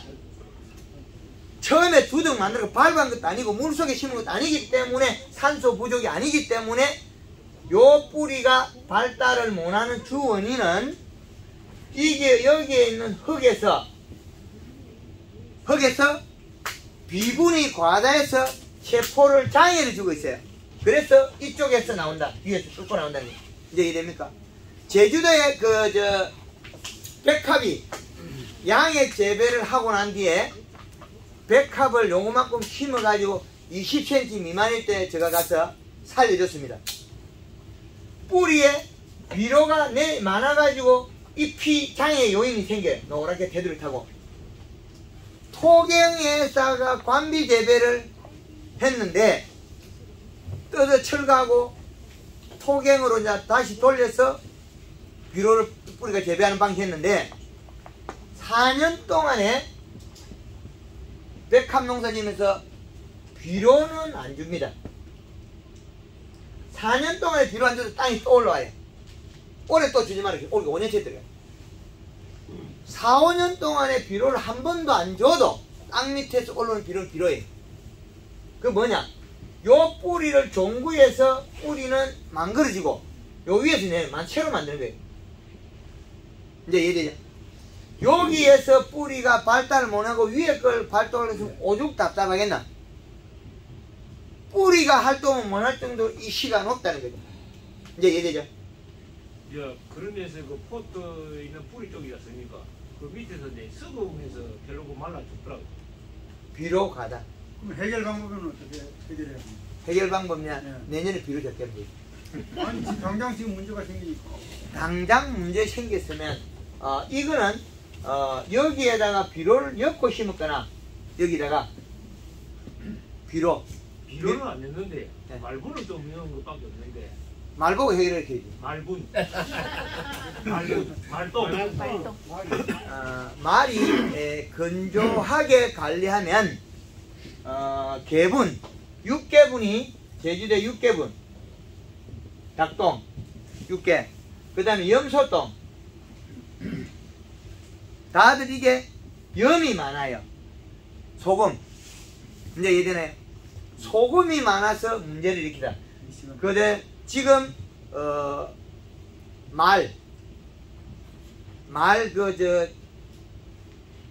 축산회에 톱밥이 들어온 게 소금 성분이 있다. 톱밥에. 그리고 거기에다가 말이 오줌을 쌌으니까 그 말똥이 겨울똥이라는 거죠. 겨울 말똥에 겨울에는 물을 많이 안 먹어서 겨울 말똥 자체에 바닥에 오줌이 짜다. 이제 이해됩니까? 예. 그 제가 말똥까지 쳐있다. 그럼 이시가 올라갔다는 증거입니까? 소금이나 간장이나 된장이나 다 이시 높습니다. 가리나 똑같습니다. 이씨는 보통 뭐 1.5, 1점 이상은 나오는데. 근데 그게 질소분이 있는 질소분을 가진 이 씨는 그렇게 되지 않아요. 질소가 아닌 단순한 소금이라는 거죠. 그래서 일부 사람들은 땅이 오염됐기 때문에 뭐 심어도 안 된다 이리 얘기를 하고. 괜찮아요. 그 염기를 좋아하는 종이 또 있어요.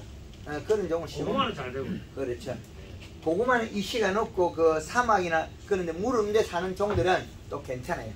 그래서 어떤 간에 그러니까 그것들이 이제 가을에 심을 때 양파는 잘 심어지는데 봄 되면 빨리 잡아서 죽어버려요.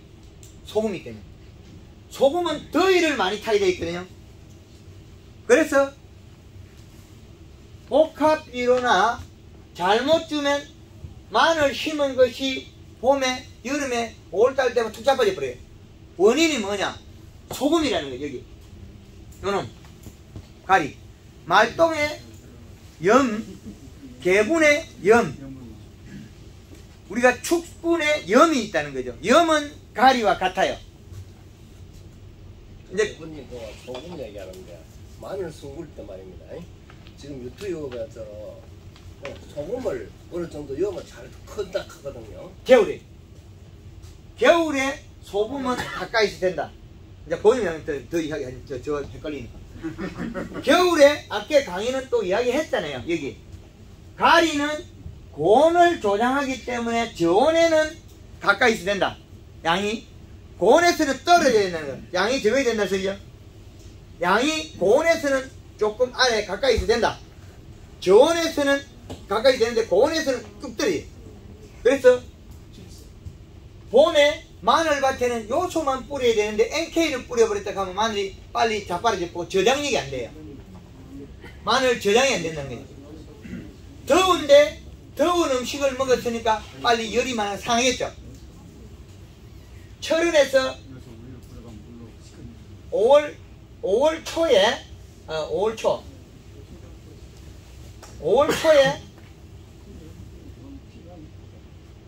초에 철원에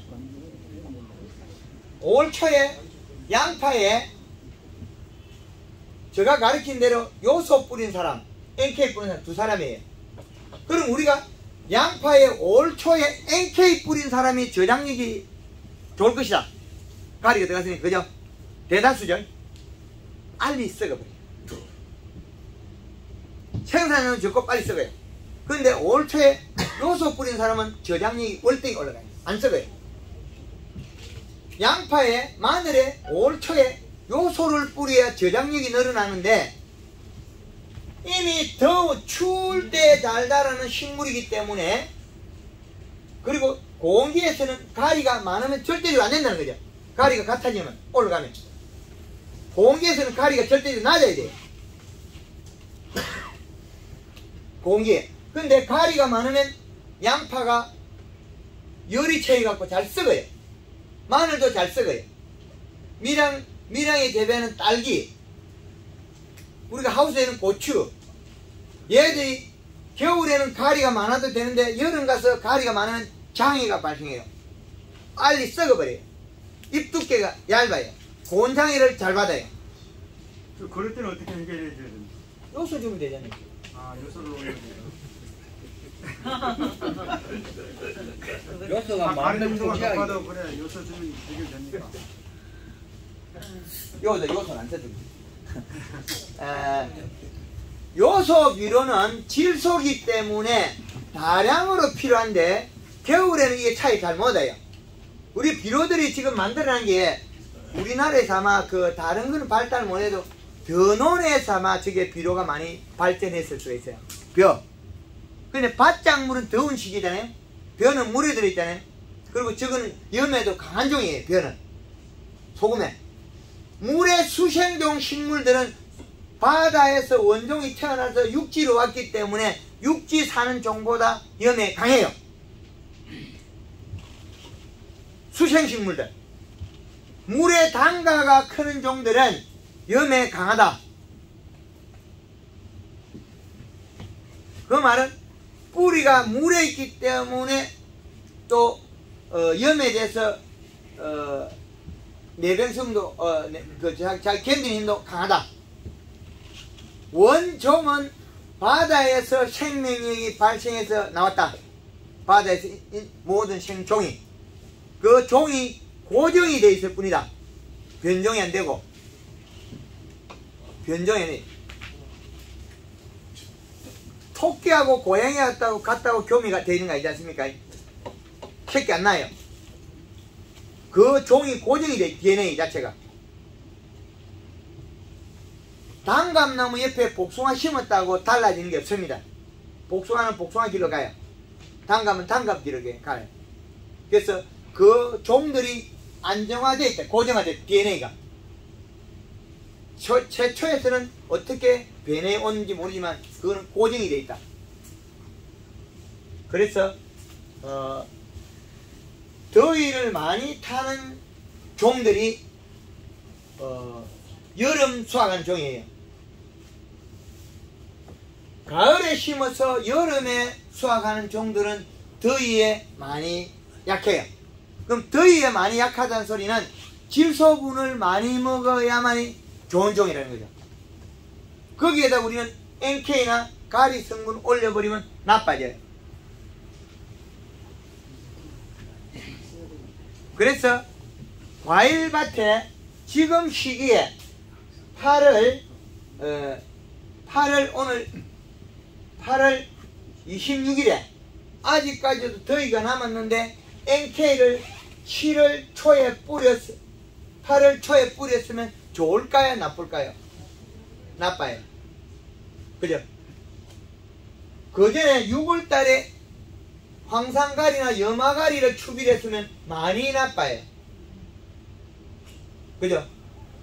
그래서 비료의 성분과 잔량에 대한 부분의 효과를 다 계산해서 줘야 된다. 이 계산이 잘못되면 나빠집니다. 비료에 대한 거. 그래서 여름에 수확하는 복숭아에 NK 비료를 주면 복숭아가 빨리 물러집니다. 여름에 재배하시는 블루베리가 수확하는 게 당을 올리려고 가리 성분을 올리는 순간에 품질이 뚝 떨어져 버려요. 이해되죠? 이해됩니까? 블루베리. 이 교육 받고 나서는 이해가 됩니다. 그렇죠. 블루베리가 왜 품질이 자꾸 물러가 틱틱 터졌을까? 블루베리가. 그럼 산딸기도 마찬가지입니다. 그렇죠. 산딸기도 과피가 얇아지고 문제가 복분자가 일어나는 게 여름에 재배되는 거는 질소분이 더 많아야 된다고 여기 있잖아요. 기본이 없어서 그래요. 과거에 우리나라에 허준 선생님이 그 컴퓨터 없을 때 시절에 어떻게 그걸 찾아냈을까요? 인체에. 감기약은 어떤 풀로 뜯어먹고 뭐 하여튼 이걸. 그죠?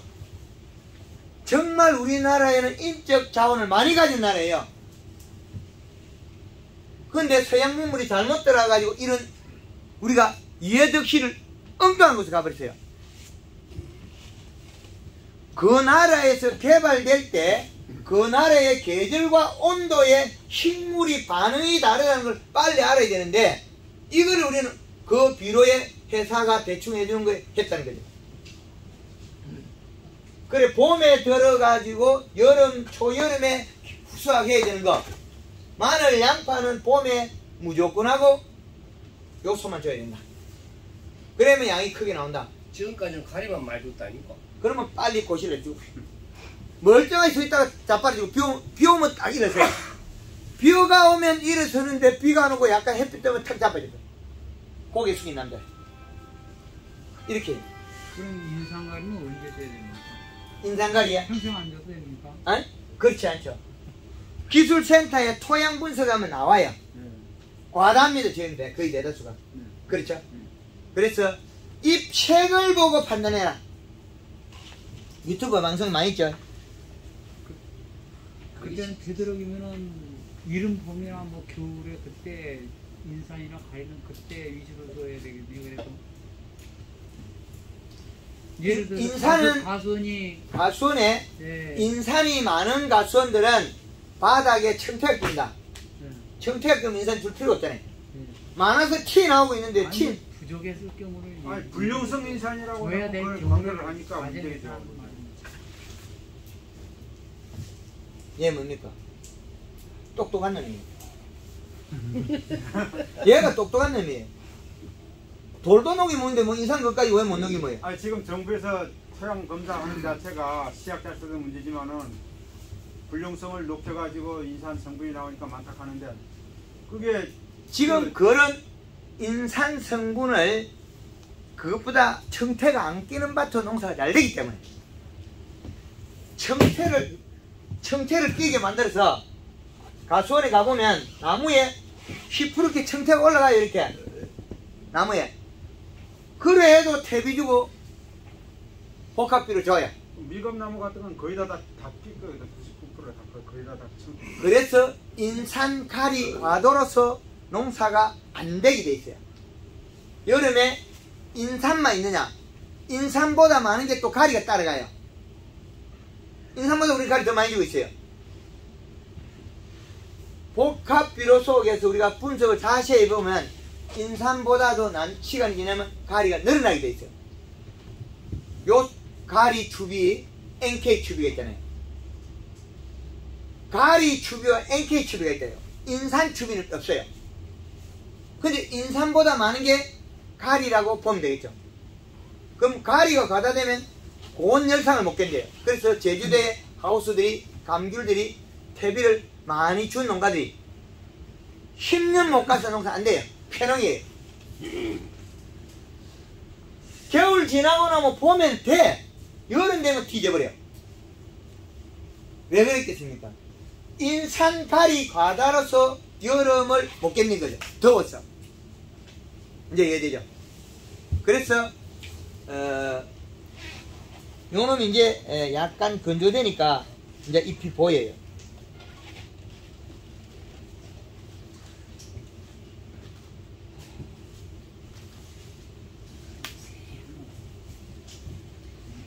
요게 살살 보면 볼록볼록 엠보싱이 나와요. 그렇죠. 힘줄도 나오죠. 노랗게.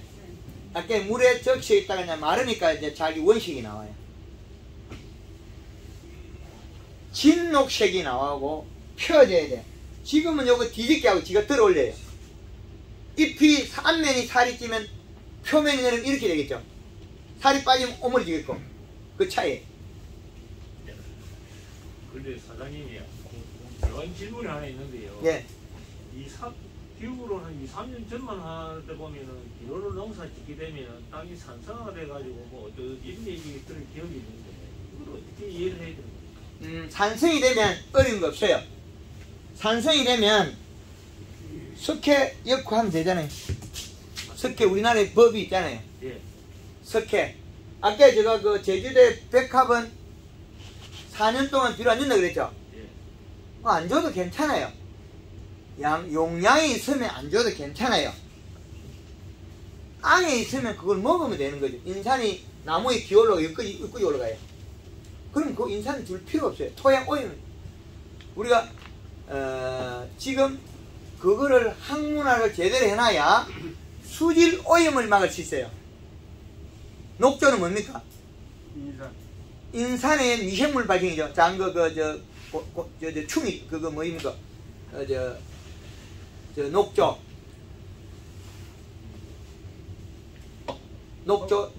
코로렐라. 예. 그 미생물이 발생했잖아요. 그게, 먹을 게 많으니까 온도하고 두 개 맞았죠. 온도 플러스 영양이죠. 지금 여기에 뭐 어떻게 되어 있습니까? 온도 플러스 영양이 되어 있죠. 모든 게. 그럼, 몸이 추울 때는 많이 먹어요. 그 말은 생식 기능도 똑같아요. 온도가 너무 추워도 생식 기능이 없어지고 온도가 너무 더워도 생식 기능이 없어져요. 제일 적정치의 이 시와 온도와 함수량을 만들어낸 요 사계절 표. 그래서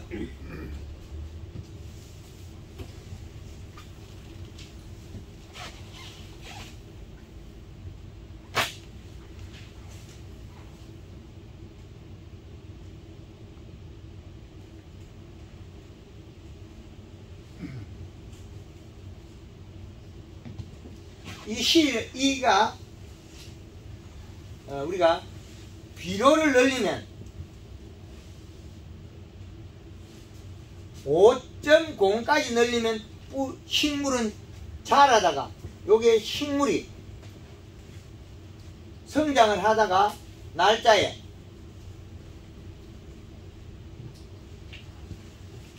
날짜가 늘어나서 식물이 자라는데 비료값이 많이 늘어나니까 만나는 꼭지점에서는 뭐가 될까요? 요 계절의 이시값이 나와요. 근데 여기에서 먹은 이시값의 요거는 얼마냐? 여름이라면 0.5의 이시를 가져요. 요 자리에 이시는 0.5다. 그러면 이 자리에 기본 키보다 많이 큰 자리 여기는 이시값이 얼마일까요? 0.8에서 1.0이라는 거예요. 이 고추의 키는 현재 이시값이 높아도 그늘을 지었든 어떻게든 얘는 요 기준에 들어간다는 거예요. 키가 컸잖아요. 키가 크면 비료값이 비료를 현재 먹고 있는 양이 적어요.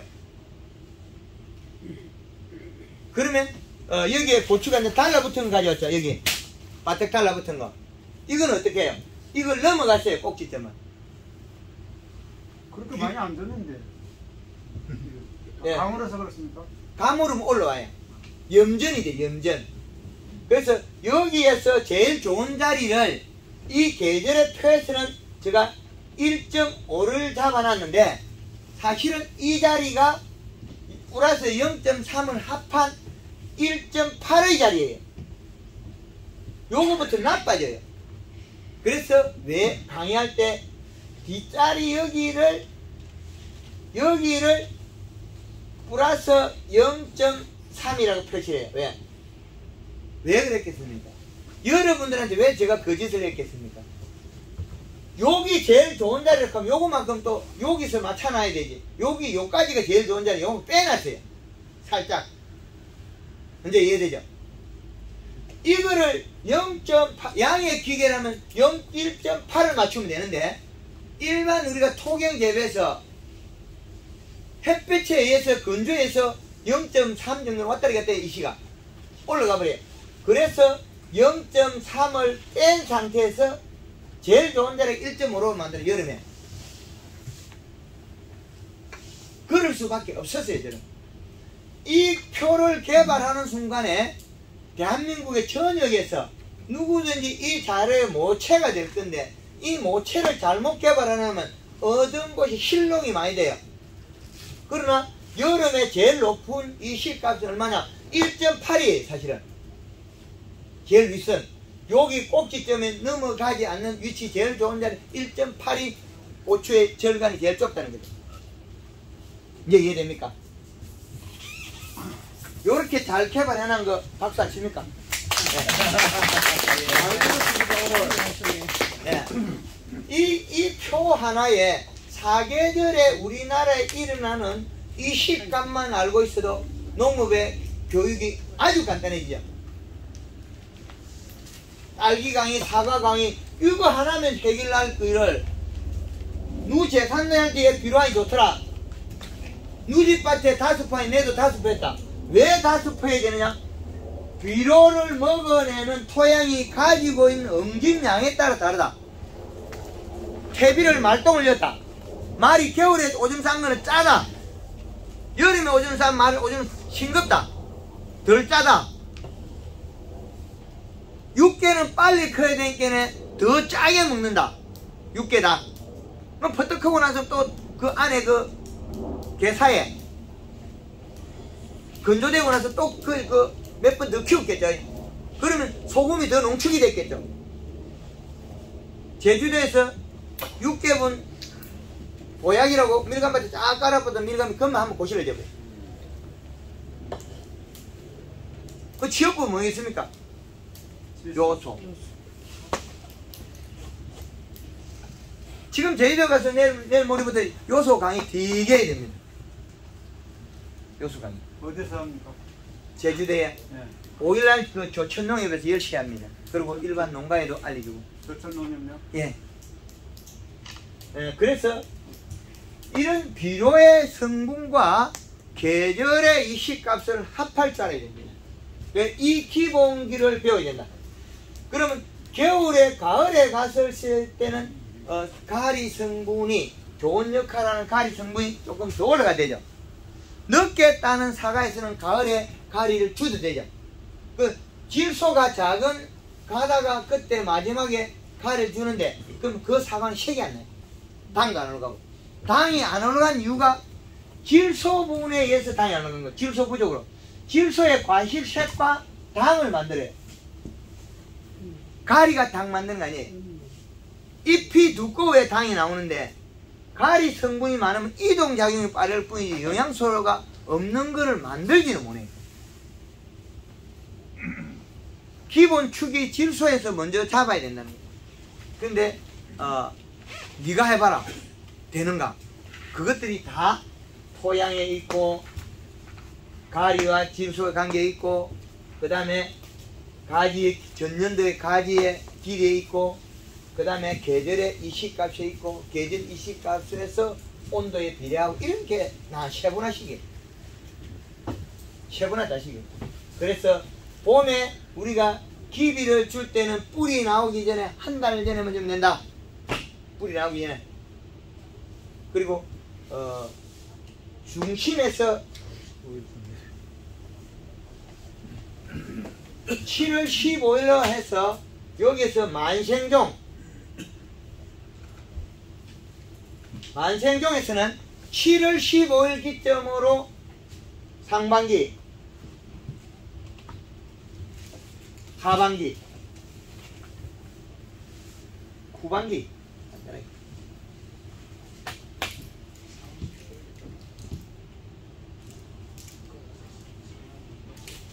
자, 이렇게 계절에 따라서 바뀌는 게 이게 농사입니다. 예. 만약 비료를 했는데 일시값이 여기는 0.5고 예. 한쪽에는 뿌리가 없는 거 1.5가 그대로 유지되면 그 어느 쪽을 기준으로만 돼야 되니까 이식값이 한쪽에는 변화가 없고 예. 한쪽에는 변화가 없어지고 없어지게. 그러면 있는 쪽에는 안 주고 없는 쪽에 줘야지.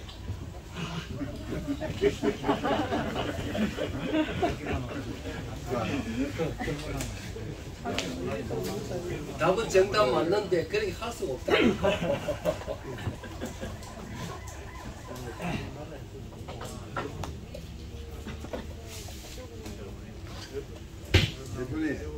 그게 예 비료가 언덕에 요게 땅에 따라서 그 조금 차이 바뀌어 있다. 요거는 약간 그 수분이 있는 땅에 그 조그마한 그 1m, 2m 사이에도 요거는 바닥으로 꺼져가지고 수분이 있으니까 비료가 모이고 땅이 푹신푹신 비료 조그마한 거 그럼 우리가 측정하는데 5cm, 10cm, 15cm 이래 하잖아요. 그럼 요는 요만큼 가버려. 그 경북 봉화에서 2700평에서 뭐 2700평에서 700인가 800 거기서 봄에 21- 복합 비료를 70%를 뿌렸는데 두 달 뒤에 가니까 이 왕마사가 돼가 30cm 0.5밖에 없어요. 비료를 그렇게 많이 줬는데 이놈 다 도망가 버렸어. 그렇죠. 그래서 토양 입단에 따라서 비료 주는 방법이 달라요. 비료를. 그래서 우리 토양에는 완효성 비료는 코팅이 되어 있기 때문에 프로틴 코팅이에요. 근데 여기가 코팅이라는 소리 물에 뜰 수 있거든요. 그래서 풀이 초생 재배하는 데는 예, 풀에 이게 있는 상태에서는 완효성을 줘놔도 되는데 이게 매끈하게 풀 싹 다 죽인 데는 완효성 비료에서 동동 떠내려가 버려. 비에서 떠내려가 버려. 물에 떠가 가버린다니까요. 또 그것도 계산해야지. 그래서 속효성을 자주 주면 이상이 없다는 거죠. 완효성 같은 경우는 코팅이 완전 코팅된 거는 흙을 묻어라 이 말이야 땅속으로 이제. 그래 해주면 좋은데 그것도 안 하면 그것도 그렇죠. 그래서 속효성을 자주 주는 것도 하나의 방법이다. 그래 되겠죠. 대표님, 예. 하나 질문해도 되겠습니까? 예. 제가 딸기나무를 잘라왔는데 예. 똑같이 심은 게 있대요. 예. 처음에 심을 때 예. 찔립니다. 심을 때 그 비료 이시장은 같았습니다. 예. 같았는데 한쪽은 그 사질토가 좀 있었고 한쪽은 그 점질토가 있는데 예. 점질토의 거는 비료량이 줄어들죠. 그만 거기에 앉아 사질토에 자란 겁니다. 예. 사질토 자란 건데 그 점질토에는 그 반밖에 안 돼요. 지금 현재 상황이. 자랑 키가 차이가 키가 그만 차이 납니다. 여기 전질태예요. 예예예. 그 이파리 상태도 뭐 좀 부족한 것 같고. 요게 사이마스캑과 같이 비료 과다해서 잎이 짜버려 있잖아요. 이 씨랑 줄지가 않아요. 아는 사람 알죠? 가만히 있어요. 이게 짜버리는 거죠. 비료가 짜봐서 짜버리는 거죠. 그죠? 그래서 거기 점질토입니다.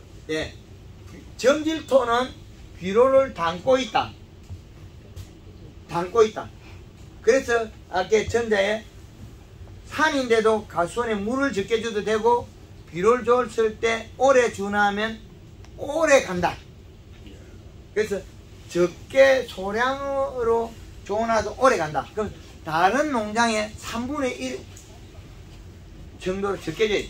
그럼 얘는 왜 이렇게 되는 비료를 안 먹어요? 먹지를 잘 못해요.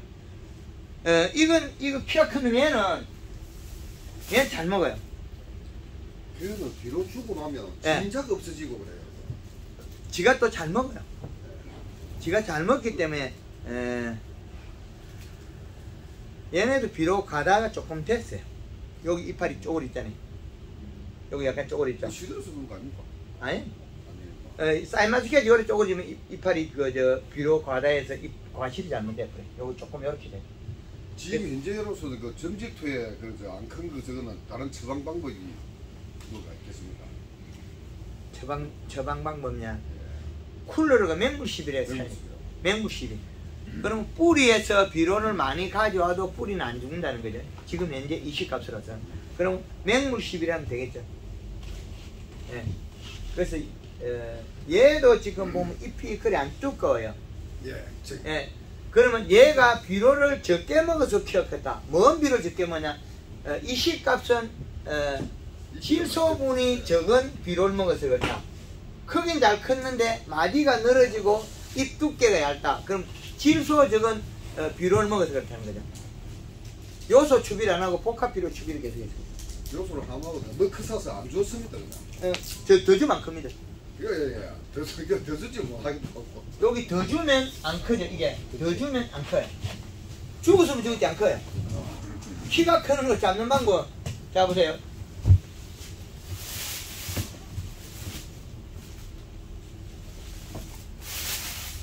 비료 많이 주면 키가 작죠?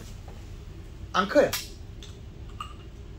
그 도망이 안 가니까 이제 비료를 똑같이 줘도 그랬다는 데. 토양에 많이 존재하고 있으니까 마디도 짧고. 그럼 우리가 고추밭에 고추가 비료를 많이 줘서 우리가 고추가 키가 크다 그러잖아요.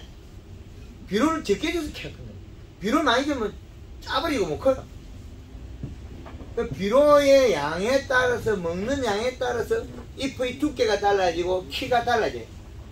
이렇게 돼요. 이건 이렇게 큰데 얘는 얼마지? 안 커요. 자꾸 크니까 비료가 자꾸 크니까 저는 예. 설탕을 가지고 좀 줄여보려고. 그거는 뭐 하나의 방법이지 다 될 수는 없잖아요. 척조도 막 그냥 가요. 그렇죠. 버튼에서 이제 뭔가 예, 그 같은 큰 그래서 우리가 그 이는 작물에 대해서 배울 때 처음 있는 거. 예, 요거는 병균으로 봐요. 그 변경이 병균, 이게 무슨 병입니까? 탄저병이 많아요. 이게 탄저병입니까? 예.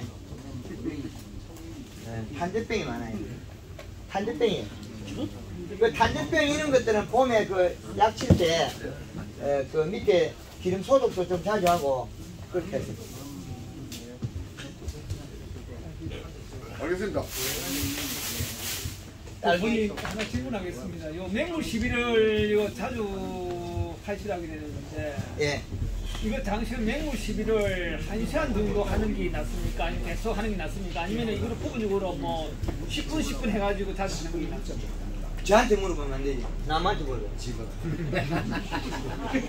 야한테 물어봐야 돼. 잎의 그 두께라든지 잎의 그 영양 함량에 따라서 그걸 결정해야 되는데 그걸 안 하고 저한테 물어본다는 거는 이런 전체 프로그램에서 설계를 뽑아줬는데 사용하는 방법이 좀 달라요.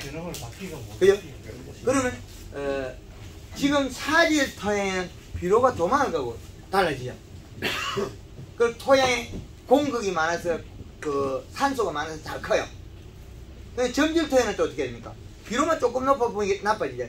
근데 비료가 적정했다면 요게 점질 토양은 나랑 농사 짓는 게 잘 된다. 변호네. 비료가 잘못해서. 사질 토양은 우리가 이 가수가 잘 된다. 이 정리됐잖아요.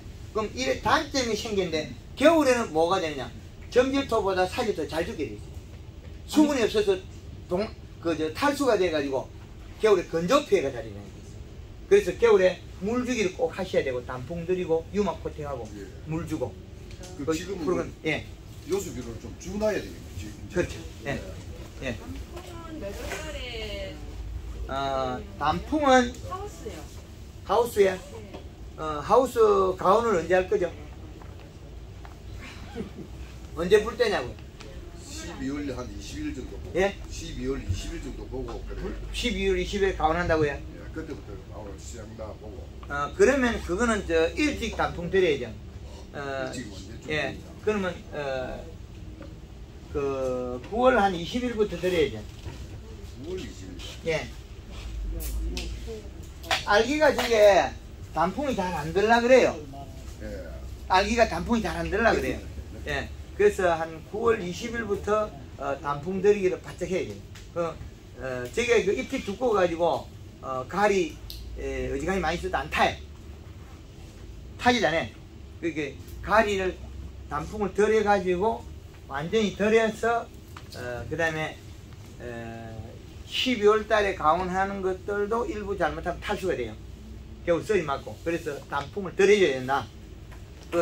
하우스는 그 점이 덮여 있는 겁니까? 지금 개방되어 있는 겁니까? 지금 현재 개방돼 있죠. 개방되어 있어요. 네. 그러면 그것도 12월 달에 썰이 오니까 유막 코팅도 한번 하면 동계 방제된다. 그리고 비가 안 오면 언제든지 물을 줘야 된다. 12월 달에 하는 거는 겨울 탈수는 많이 없을 겁니다만 그거만 해놓으면 가을에 비가 안 오면 겨울에도 가을 겨울에도 물을 줘라. 겨울에도 물을 꼭 줘라. 예. 물을 줘야만이 된다. 그리고 12월 달에 가온이 들어가면 11월 달에 우리는 이미 잎을 단풍을 다 들어가 빨리 떨어야 돼요. 단풍이 들어가면서 우리는 물을 뿌려야 됩니다. 쿨러를 계속 돌려. 그 물을 뿌리가 몸을 부풀려야 하우스 덮는 순간 이놈이 치렁을 만들어요. 몸을 부풀리면 그 수분이 묻는다니까. 네. 수분이 머금고 있으면 추우면 그 동해가 있지 않습니까? 제일 좋은 거예요. 물로 얼려가지고 얼음으로 얼려놓는 게 1등. 0도 이상 안 내려가니? 얼음은 온도는 뭐 물이 뭐 정해져 있으니까. 그리고 수분 공급이 되니까 내 몸에서 나는 게 없다는 거지. 그럼 얼려가지고 시험해 보면 그 얼음 꽁꽁 얼리가 잘 안 죽어요. 단 탈수가 되게 더 많이 죽어요. 예, 이제 요 기본 나왔으니까 어느 품종이든 질문하면 됩니다. 질문하면. 하우스 딸기인데요. 예, 하우스 딸기 그 나무 딸기 아니고. 아니, 나무 딸기, 산 딸기. 예. 잎이 벌써 다 떨어져가지고 새순이 나와요. 원인은 뭐예요? 잎이 떨어지지 나올 거예요. 잎이 떨어지고 온도 높으면 나오고 온도 낮으면 안 나오죠. 온도가 따뜻한 시절에 잎이 떨어지니까 나온 거죠. 아까는 단풍을 들이가 물을 뿌리라 했잖아요. 지금 물을 안 뿌리도 나오잖아요. 자기 압력으로서 온도에 비해서 나온 거죠. 이 계절의 축은 온도에 따라서 식물이 자랄 수 있는 그건데 그 작물이 지금 잎이 떨어졌잖아요. 그럼 지금 새순이 나오네. 그럼 더 앞에 떨어졌다는 거죠. 그럼 이건 여름 생육기간에 잎이 떨어지기 때문에 당연히 수순이 나와야 돼. 겨울잠은 못 자요. 따시에서 따뜻해서. 따뜻할 때는 겨울잠 잠자는 것들이 가을에 심은 것들이 여름에 잠을 잔 거예요. 마늘, 양파가 잠자죠. 마늘, 양파. 뭐 다른 것들은 잠 안 자잖아요. 그럼 딸기는 여름에 움직여야 돼. 산딸기를 추위를 한번 저어가지고 해야 딸기가 굵딱하거든요, 사람들은. 근데 꼭 그 좋은 저온을 먹어야 되는 겁니다. 그게 이제 어떤 원리냐면 천천히 나오면 굵게 나올 수 있다는 이런 원리거든요. 그래서 영양을 가득미가 맹물 시비를 해가지고 몸을 부풀려 해가지고 온도를 올리면 굵은 게 튀어나와요. 방법을 바꾸면 더 한 번에 좋은 게 된다. 예, 또 다른 분 질문. 예, 블루베리가 예. 겨울 나오면은 끝이 조금 마른 것도 있고 괜찮은 것도 있고. 그 물 주기 하고 단풍 들이기 하고 가을에 단풍 들이기. 그러면 가을에 여기 상반기에서는 우리가 골드 그린 2번, 칼라 1번 따로따로 칠다는 거죠. 그래서 요게 1.5리터. 그 다음에 설탕이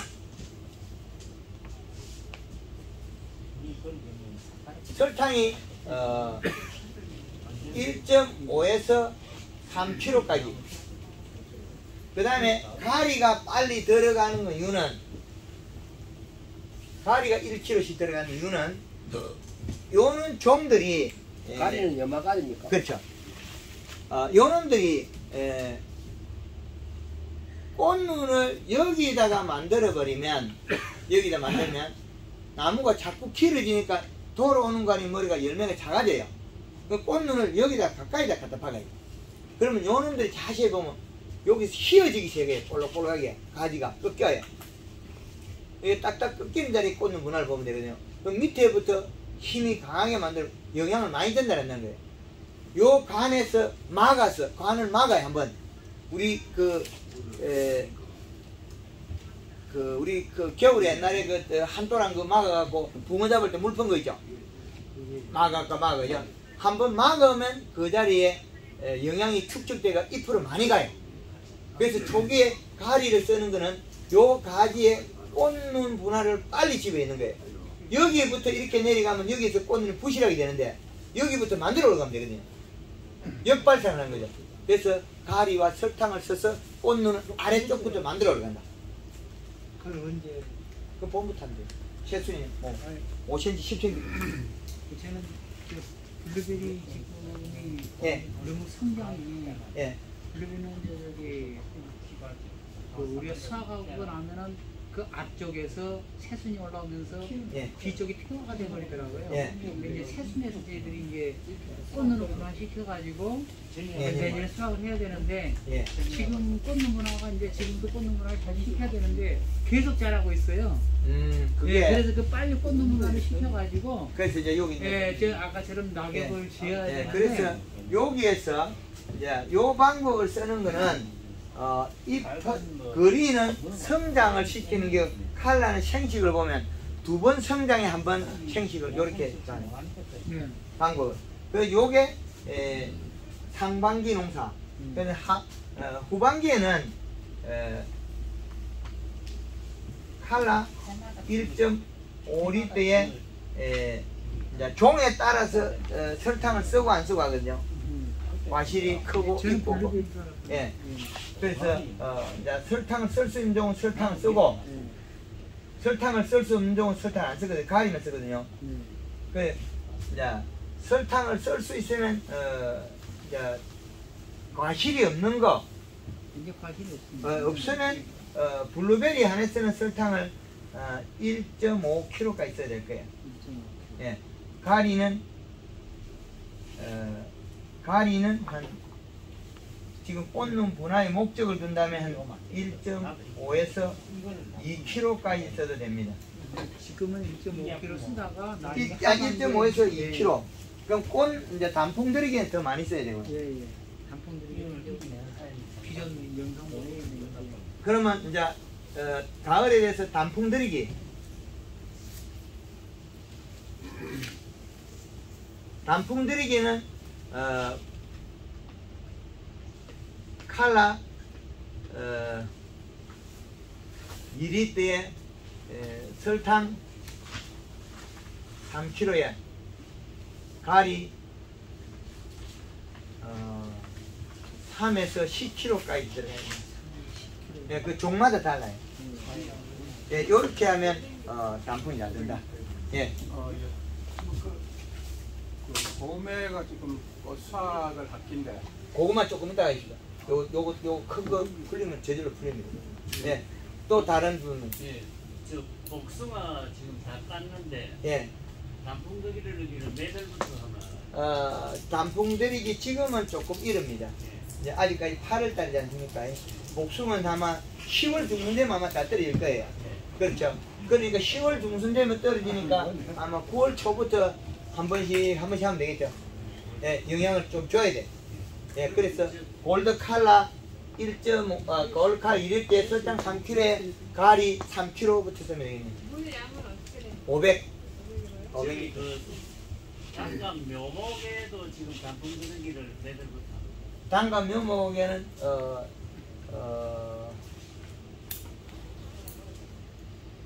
10월 초부터. 예. 그 원밋이 올해 한 개도 안 달렸어요. 예. 왜 그래? 그래 또그 비료도 이렇게 줘야 되는지 잎은 참 많이. 그게 꽂는 분화가 봄에 해야 되는데 못해서 그럴 수 있다는 거죠. 예. 꽂는 분화가. 꽂는 분화를 못해서 그렇다. 꽂는 분화는 봄에 하는 거예요. 블루베리 지금도 하는데 종에 따라서 봄에만 하는 종들이 있어요. 여름에 꽂는 분화 잘 못하는 것들 단감 같은 거 여름에 잘 못하거든요. 봄에서 여름 사이에 요것이 뭐냐면 만생종에서 7월 15일에는 요 자체는 샘식기의 시작이고 요거는 겨울을 지나서 봄의 시작이에요. 그죠? 얼마 있으면 입춘이 나오죠. 요거 시작이. 그때 겨울에 그때 가려주면은 그 열매가 잘 달린다고 하던데. 어디에? 예를 들어서 선생님 이야기하는데 꽃을 속아내야 되는 건데. 몇월달에? 며칠이야? 예. 꽃을 솟구는 거는 봄의 문제고 꽂는 분화는 요 시기에 요 시기에서 플러스 마이너스 여기 한 15